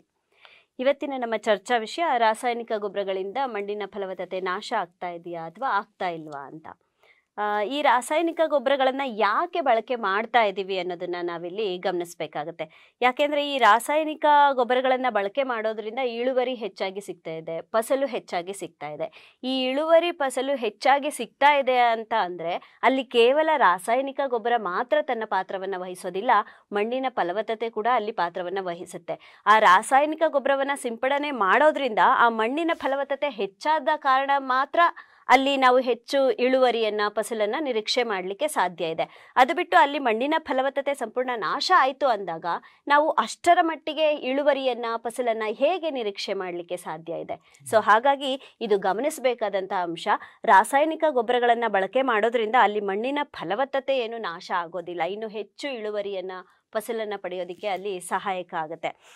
ಅದಕ್ಕೆ ಉದಾಹರಣೆ ಅಂದರೆ ಆಗಲೇ ಸರ್ ಮಾತಾಡ್ತಾ ಹೇಳಿದ್ರು, ನಮ್ಮ ಸ್ವತಂತ್ರ ಕಾಲಘಟ್ಟದಲ್ಲಿದ್ದಂಥ ಜನಸಂಖ್ಯೆ ಎಷ್ಟಿತ್ತು, ಭೂಮಿ ಎಷ್ಟಿತ್ತು, ಆಗ ಆಹಾರನ ಹೇಗೆ ಒದಗಿಸ್ತಾ ಇದ್ರು ಜನಕ್ಕೆ. ಈಗ ಅದು 3 ಪಟ್ಟು 4 ಪಟ್ಟು ಜಾಸ್ತಿ ಆಗಿದೆ ಅಂದಾಗ ಈಗಲೂ ಕೂಡ ಅದೇ ಭೂಮಿನಲ್ಲಿ ಅಷ್ಟು ಜನರಿಗೆ ಆಹಾರವನ್ನು ಒದಗಿಸ್ತಾ ಇದೆ ಅಂದಾಗ ಎಷ್ಟು ಮಟ್ಟಿಗೆ ಅಲ್ಲಿ ಬೆಳೆನ ನಾವು ತೆಗಿತಾ ಇದ್ದೀವಿ, ಎಷ್ಟು ಮಟ್ಟಿಗೆ ಇಳುವರಿ ಸಿಗ್ತಾ ಇದೆ ಅನ್ನೋದನ್ನು ಕೂಡ ನಾವು ಗಮನಿಸಬೇಕಾಗುತ್ತೆ. ಆಗಿನಿಂದನೂ ಬೆಳ್ಕೊಂಡು ಬಂದಿರೋವಂಥ ಅದೇ ಭೂಮಿನಲ್ಲಿ ನಾವು ಇನ್ನೂ ಫಸಲನ್ನು ತೆಗಿತಾ ಇದ್ದೀವಿ ಅಂತ ಅಂದಾಗ, ಅದರಲ್ಲೂ ಹೆಚ್ಚು ಇಳುವರಿನ ನಾವು ಪಡಿತಾ ಇದ್ದೀವಿ ಅಂದಾಗ ಅಲ್ಲಿ ಮಣ್ಣಿನ ಫಲವತ್ತತೆ ಖಂಡಿತ ನಾಶ ಆಗಿರ್ಲಿಕ್ಕಿಲ್ಲ.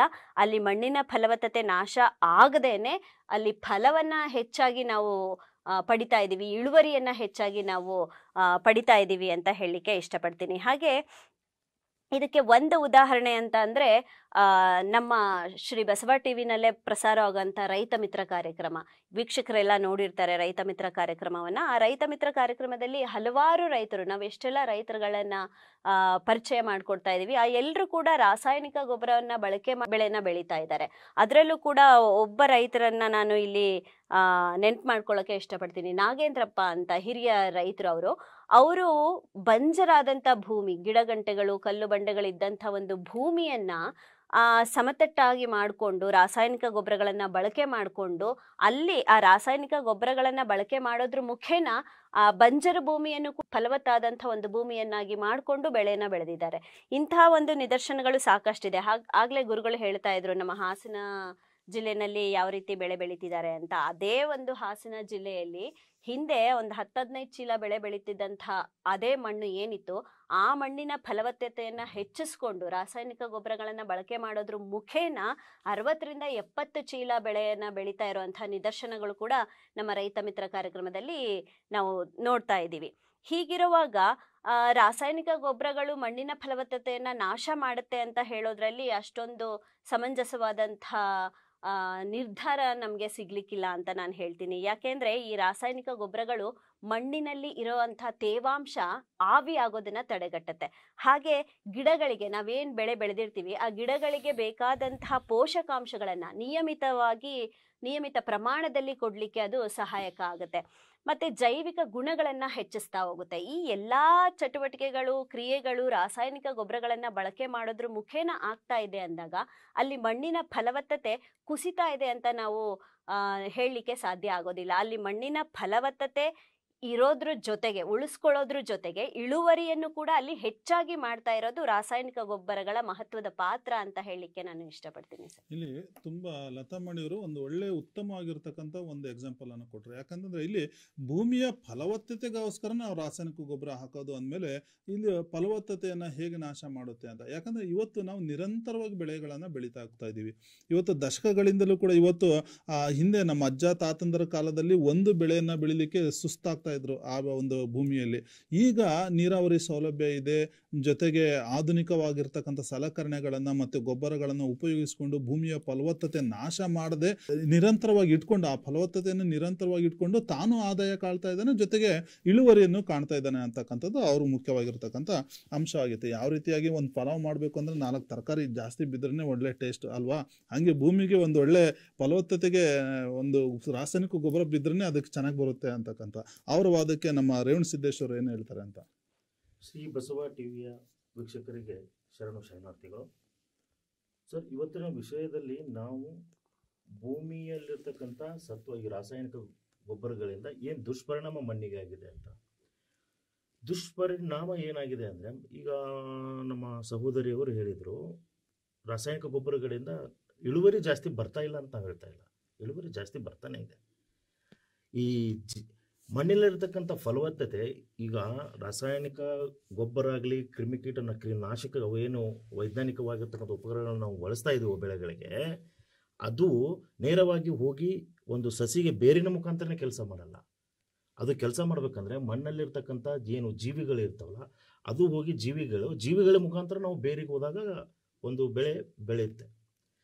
ಆ ಮಣ್ಣಲ್ಲಿರ್ತಕ್ಕಂಥ ಗುಣಲಕ್ಷಣ ಸರಿಯಾಗಿದ್ದಾಗ ನೀವು ಸಾವಯವ ಗೊಬ್ಬರ ಕೊಟ್ಟಾಗೂ ಫಲವತ್ತತೆ ಇಳುವರಿ ಬರುತ್ತೆ, ನೀವು ರಾಸಾಯನಿಕ ಗೊಬ್ಬರವನ್ನು ಕೊಟ್ಟಾಗೂ ಕೂಡ ಆ ಬೆಳೆ ಬೆಳೆಯುತ್ತೆ.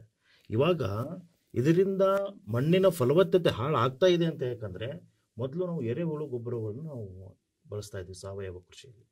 ಆಮೇಲೆ ಪೂರ್ವಜರು, ಈಗ ಸರ್ ಒಂದು ವರದಿ ಕೊಟ್ಟರು ಅದ್ರ ಬಗ್ಗೆ, ಆಮೇಲೆ ಹೇಳ್ತೇನೆ. ನಮ್ಮ ಪೂರ್ವಜರು ಅಂದರೆ ಈಗ ನಮ್ಮ ಅಜ್ಜನ ಕಾಲದಲ್ಲಿರ್ತಕ್ಕಂಥ ಭೂಮಿ ಇವಾಗ ನಮ್ಮ ಕಾಲದಲ್ಲಿ ಉಳಿದಿಲ್ಲ. ನಮ್ಮ ಅಜ್ಜರ ಕಾಲದಲ್ಲಿ ಏನು ಬೆಳೆಗಳನ್ನು ಬೆಳೀತಾ ಇದ್ರು ಅದೇ ಬೆಳೆಗಳು ಅಷ್ಟೇ ಇಳುವರಿ ಈಗಲೇ ನಮಗೆ ತೆಗೆಯೋಕ್ಕಾಗ್ತಾ ಇಲ್ಲ ಬೆಳೆಗಳು. ಈಗ ನಾವು ಇಳುವರಿ ಬಗ್ಗೆ ಮಾತಾಡ್ತಾ ಇಲ್ಲ, ನಮ್ಮ ಭೂಮಿ ಎಷ್ಟು ಫಲವಾರು ಕೊಡ್ತಾ ಇದೆ, ನಾವು ಭೂಮಿಯಿಂದ ಲಾಭ ನೋಡ್ತಾ ಇಲ್ಲ. ಮೊದಲಿನ ಭೂಮಿ ಎಷ್ಟು ಸತ್ವವಾಗಿ ಇತ್ತು ಅಷ್ಟೇ ಸತ್ವವಾಗಿ ನಮ್ಮ ಭೂಮಿ ಇವಾಗ ಇದೇನಾ ಅನ್ನೋದನ್ನು ನಾವು ಈಗ ಈ ಒಂದು ವಿಷಯದಲ್ಲಿ ನಾವು ಚರ್ಚೆ ಮಾಡಬೇಕಾಗಿರೋದು. ಲಾಭಕ್ಕೋಸ್ಕರ ನಾವು ಏನಾಗಿದೆ ಅಂದರೆ ಭೂತಾಯಿಯ ಗರ್ಭವನ್ನೇ ಕೊರೆದುಬಿಟ್ಟಿದ್ದೀವಿ ನಾವು. ಈಗ ನಾವು ವಿಷ ಹಾಕಿ ವಿಷ ಬೆಳೀತಾ ಇದ್ದೇವೆ. ಮೊದಲು ನಮ್ಮ ಪೂರ್ವಜರು ಬೆಳೀತಕ್ಕಂಥ ಆಹಾರದಲ್ಲಿ ಎಷ್ಟು ಪೋಷಕಾಂಶಗಳಿದ್ವು, ಇವಾಗ ನಾವು ಬೆಳೀತಕ್ಕಂತಹ ಒಂದು ಆಹಾರಗಳಲ್ಲಿ, ಪದಾರ್ಥಗಳಲ್ಲಿ ಎಷ್ಟು ಪೋಷಕಾಂಶಗಳಿದೆ ಅದನ್ನು ನೋಡಬೇಕು. ಈಗ ನಾವು ಲಾಭಕ್ಕೋಸ್ಕರ ಮಣ್ಣನ್ನು ಉಪಯೋಗ ಮಾಡ್ತಾ ಇದ್ದೀವಿ ಹೊರತು ಜೀವನಕ್ಕೋಸ್ಕರ ನಾವು ಮಣ್ಣನ್ನು ಉಪಯೋಗ ಮಾಡ್ತಾ ಇಲ್ಲ. ಈ ರಾಸಾಯನಿಕ ಉಪಯೋಗಗಳಿಂದ ಏನಾಗ್ಬಿಟ್ಟಿದೆ ಅಂತಂದರೆ ಭೂಮಿಯಲ್ಲಿ ಇರ್ತಕ್ಕಂಥ ಜೀವಿಗಳನ್ನು ನಾವು ಕೊಲ್ತಾ ಇದ್ದೀವಿ. ಈಗ ನಮ್ಮ ಸಹೋದರಿಯವರು ಹೇಳಿದರು ಆ ಗುಣಲಕ್ಷಣಗಳು ಏನಾಗುತ್ತೇನಿಲ್ಲ ಅಂತ. ನಿಜ ಹೇಳ್ಬೇಕಂದ್ರೆ ನಮ್ಮ ಮಣ್ಣನ್ನು ಈಗ ನಾವು ಪರೀಕ್ಷೆಗೆ ಒಳಪಡಿಸಿದ್ದೇ ಆದರೆ ಅದು ನಿಜವಾಗ್ಲೂ ICU ಹೋಗಿ ಅಡ್ಮಿಟ್ ಆಗುತ್ತೆ. ನಮ್ಮ ಭೂಮಿ ICUಗೆ ಅಡ್ಮಿಟ್ ಆಗುತ್ತೆ. ಯಾಕಂತಂದರೆ ಇದು ಮಾನವನ ಜೀವಿಗಷ್ಟೇ ಅಲ್ಲದೆ ಪ್ರಕೃತಿಗೂ ಕೂಡ ಒಂದು ಮಾರಕವಾಗಿ ಈ ರಾಸಾಯನಿಕ ಗೊಬ್ಬರಗಳು ಕೆಲಸ ಮಾಡ್ತಾ ಇದೆ. ಮಾನವನ ಆರೋಗ್ಯದ ಮೇಲೆ ಯಾವ ರೀತಿ ಅಂದರೆ ಸೂರ್ಯನಿಂದ ಬೀಳ್ತಕ್ಕಂತಹ ಏನು ಕಿರಣಗಳು, ಅದರಲ್ಲಿ ಒಂದು ಅಲ್ಟ್ರಾ ವೈಲೆಟ್ ಅಂತ ಕಿರಣಗಳು, ಅದು ಓಜೋನ್ ಪದರನ್ನ ತಡೆದು ನಮ್ಮ ಕಣ್ಣುಗಳನ್ನು ರಕ್ಷಣೆ ಮಾಡ್ತಾರೆ ಸರ್. ಅದೇ ರೀತಿ ಈ ಸಸ್ಯಗಳು ಮತ್ತು ಬೆಳೆಗಳಿಗೆ ಯಾವ ರೀತಿ ಕೆಲಸ ಮಾಡ್ತೈತೆ ಅಂತಂತಂದ್ರೆ, ಅದೇನಾದರೂ ನೇರವಾಗಿ ಬಿದ್ದಿದ್ದೆ ಆದರೆ ಯಾವುದೇ ಸಸಿ ಆಗಲಿ ಗಿಡ ಆಗಲಿ ಹೂವು ಬಿಡಕ್ಕೆ ಸಾಧ್ಯ ಇಲ್ಲ, ಕಾಯಿಗಳನ್ನು ಬಿಡಕ್ಕೆ ಸಾಧ್ಯ ಇಲ್ಲ. ಅದನ್ನ ತಡೆದು ಈ ರಾಸಾಯನಿಕ ಗೊಬ್ಬರದಿಂದ ಓಜೋನ್ ಪದರ ತೆಳುವು ಆಗ್ತಾ ಆಗ್ತಾ ಆಗ್ತಾ ಬರ್ತಾ ಇದೆ. ನಾವು ಲಾಭ ನೋಡ್ತಾ ನೋಡ್ತಾ ನಮ್ಗೆ ಇಳುವರಿ ಬೇಕಾಗಿಲ್ಲ ಮೇಡಮ್, ನಮಗೆ ತಿನ್ನೋಕೆ ಆಹಾರ. ಈಗ ಸರ್ ಒಂದು ವರದಿ ಹೇಳಿದ್ರು, ಅವಾಗಿನ ಕಾಲದಲ್ಲಿ ನಾವು ಇಷ್ಟು ಬೆಳೀತಾ ಇದ್ವಿ, ಜನಸಂಖ್ಯೆ ಇಷ್ಟು ಅಂತ. ಆ ಒಂದು ಕಾಲದಲ್ಲಿ ನಮ್ಮ ದೇಶದ ಕೃಷಿ ಭೂಮಿ ಎಷ್ಟಿತ್ತು, ಇವತ್ತು ನಮ್ಮ ಕೃಷಿ ಭೂಮಿ ಎಷ್ಟಿದೆ ಅನ್ನೋದನ್ನ ನಾವು ಲೆಕ್ಕ ಹಾಕಬೇಕು. ಈಗ ಕೃಷಿ ಭೂಮಿಯನ್ನ ನಾವು ಹೆಚ್ಚಿಗೆ ಮಾಡ್ಕೊಂಡಿದ್ವಿ, ಹೆಚ್ಚಿಗೆ ಮಾಡೋಕ್ಕಾಗಲ್ಲ, ಈಗ ಕಡಿಮೆ ಆಗ್ತದೆ ಸರ್, ಅರಣ್ಯ ಕಟ್ಕೊಂಡಿದ್ವಿ, ಹೋಗ್ಬಿಟ್ಟಿದೆ. ಹೀಗಾಗಿ ನಾವು ಈಗ ನಮಗೆ ಬೇಕಾಗಿರೋದು ಮಣ್ಣು ಸತ್ವವಾಗಿ ಇದೇನಾ ಇಲ್ಲ. ರಾಸಾಯನಿಕ ಗೊಬ್ಬರದಿಂದ ನಿಜ ಹೇಳ್ಬೇಕಂದ್ರೆ ಸರ್ ಆಗಿಲ್ಲ. ಏನಾಗ್ಬಿಟ್ಟಿದೆ ಅಂದ್ರೆ ಎಲ್ಲ ಹೈಬ್ರಿಡ್ ಬಂದಿದೆ. ಈಗ 1 ಎಕರೆದಲ್ಲಿ ನಾನು ಮೆಕ್ಕೆಜೋಳನ ಒಂದು 25ರಿಂದ 30 ಕ್ವಿಂಟಲ್ ತೆಗೆದ್ರು. ಈಗ ನೀವು ಆಡು ಭಾಷೆಯಲ್ಲಿ ಬಂದರೆ ಏನಾಗುತ್ತೆ ಮೇಡಮ್, 30 ಕ್ವಿಂಟಲ್ ಬಂದರೆ ಉತ್ತಮ. 10 ಕ್ವಿಂಟಲ್ ಬಂದಿದೆ ಅಂದರೆ ಆ ಭೂಮಿನೂ ಫಲವತ್ತತೆ ಆಗಿಲ್ಲ, ಅದನ್ನ ಕಾಳಜಿನೂ ವಹಿಸಿಲ್ಲ ಅನ್ನೋ ತಿಳ್ಕೊಬಹುದು. ಈಗ ಏನಾಗ್ಬಿಟ್ಟಿದೆ, ಅದ್ರ ಕೆಪಾಸಿಟಿ ಎಷ್ಟಿದೆಯೋ ಅದಕ್ಕಿಂತ ಜಾಸ್ತಿ ತಗೋ ದುರಾಸೆಯಿಂದ ನಾವು ಬಿದ್ದಿದ್ದೇವೆ. ಅದು ರಾಸಾಯನಿಕವಾಗಿ ನಾವು ಬೆಳ್ತಾ ಇದ್ದೇವೆ. ಈಗ ಬರೀ ರಾಸಾಯನಿಕವಾಗಿಲೇ ನಾನು ಫಲ ತೆಗಿತೀನಿ ಅಂದರೆ ಆಗೋದಿಲ್ಲ ಮೇಡಮ್. ಯಾವುದೇ ಕೃಷಿ ಚಟುವಟಿಕೆಗಳಲ್ಲಾಗಲಿ ಭೂಮಿಯು ಫಲವತ್ತತೆಯಿಂದ ಇರಬೇಕು ಅಂದರೆ ಅಲ್ಲಿ ನಾವು ಸಾವಯವ ಕೃಷಿಯನ್ನ ಈಗ ಸಾವಯವ ಇದ್ರೇನೆ ಕೃಷಿ ಸರ್. ಆದರೆ ರಾಸಾಯನ ಇದ್ರೇನೆ ಕೃಷಿ ಅನ್ನೋದಿಲ್ಲ. ರಾಸಾಯನಕ್ಕೆ ಸಾವಯವ ಸಹಾಯ ಮಾಡುತ್ತೆ ಹೊರತು ಸಾಧ್ಯನೇ ಇಲ್ಲ ಸರ್. ನಾವು ರಾಸಾಯನಿಕದಿಂದಲೇ ನಾವು ಬೆಳೆ ತೆಗಿತೀನಿ ಅಂತ. ಈಗ ಹೈಬ್ರಿಡ್ ಆಗಿ ಬೆಳಿತೀವಿ. ಹಂಗೆ ಯಾವುದೇ ಒಂದು ಪ್ರಾಣಿನ ಅದು ಬೆಳೆಯೋಕ್ಕೆ ಕಾಲಾವಧಿಗಳನ್ನ ನಾವು ಕೋಳಿಯನ್ನ ಉದಾಹರಣೆಗೆ ತಗೋಬೇಕಂದ್ರೆ 42 ದಿನಕ್ಕೆ 3 kg ಬೆಳೆಯುತ್ತೆ. ಯಾಕೆ ಬೆಳೆಯುತ್ತೆ? ನಾವೇ ಬೆಳೆಯಲ್ಲ ಸರ್. ಅದು ತಿನ್ನೋ ಆಹಾರದಿಂದ ಅದಕ್ಕೆ ಇಂಜೆಕ್ಷನ್ ಔಷಧಿಗಳನ್ನ ಕೊಡ್ತೇವೆ.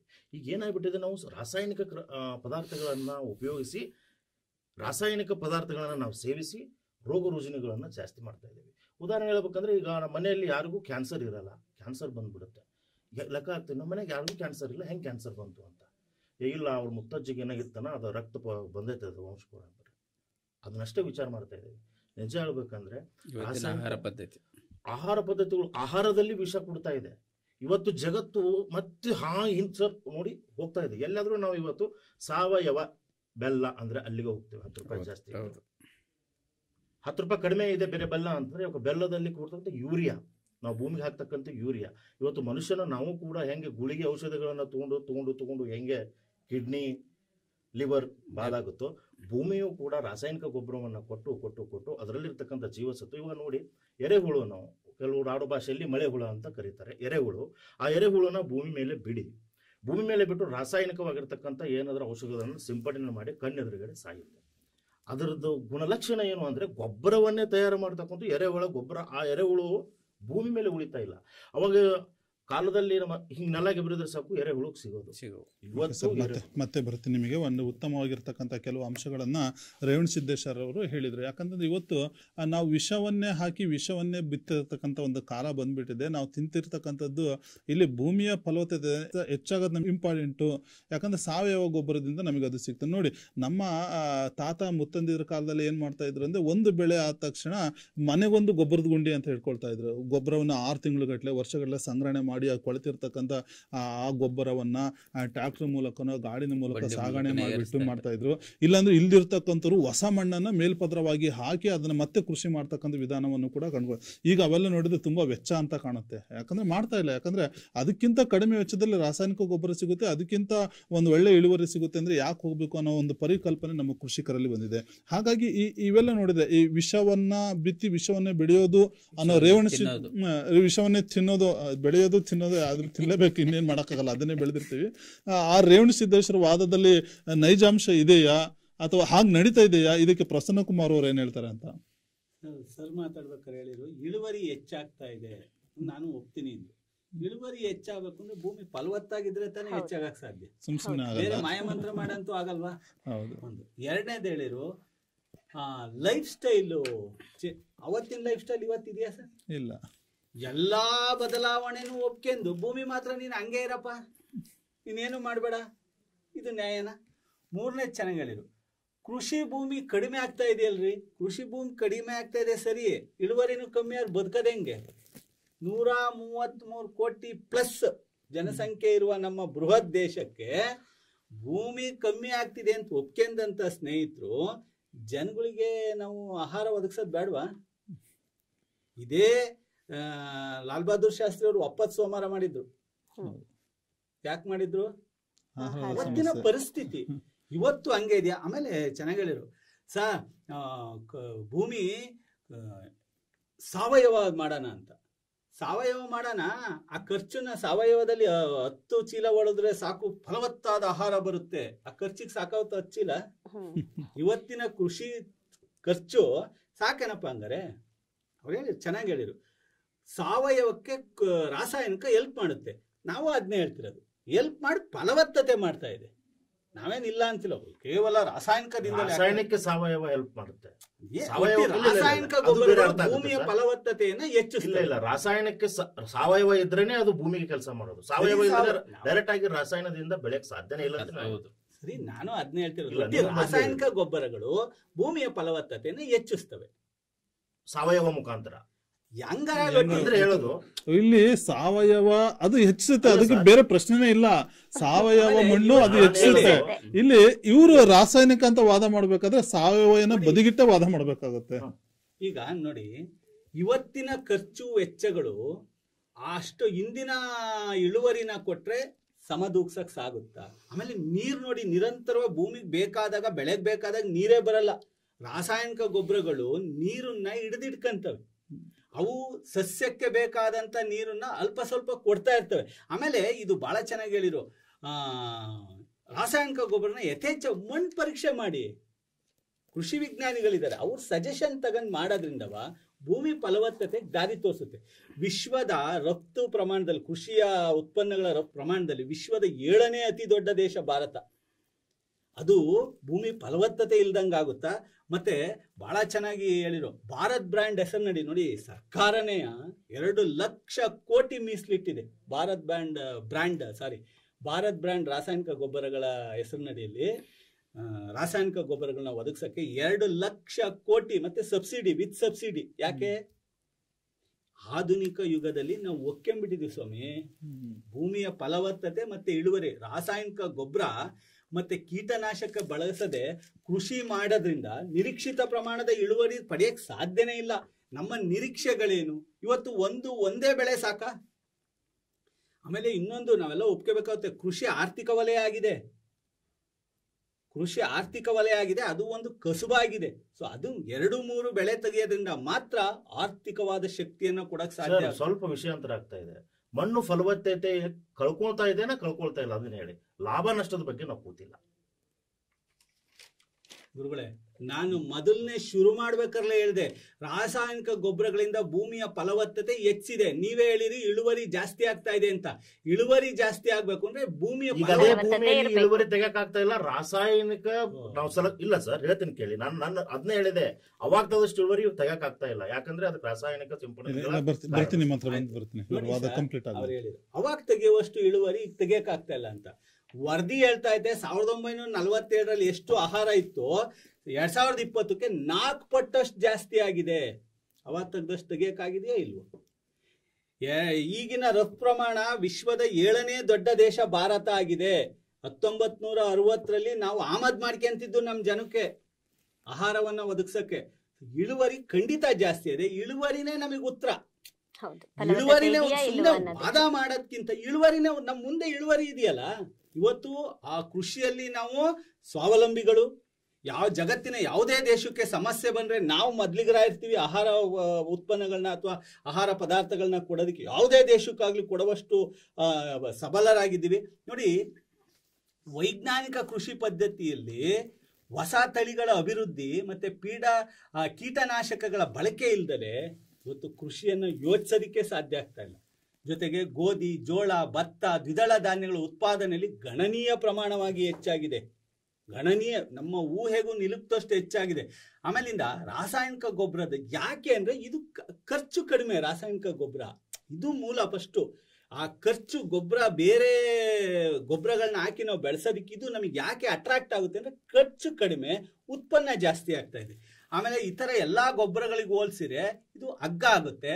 ಜೊತೆಗೆ ರಾಸಾಯನಿಕ ಗೊಬ್ಬರದಲ್ಲಿ ಆರೋಗ್ಯಕರ ಸಸ್ಯ ಬೆಳವಣಿಗೆ ಅಗತ್ಯವಿರುವ ಪ್ರಾಥಮಿಕ ಪೋಷಕಾಂಶಗಳಾದ NPK, ಸಾರಜನಕ, ರಂಜಕ, ಪೊಟ್ಯಾಷಿಯಂ ಇದು ಯಾವುದೇ ಸಸ್ಯದ ಬೆಳವಣಿಗೆ ಅಗತ್ಯವಾಗಿದೆ.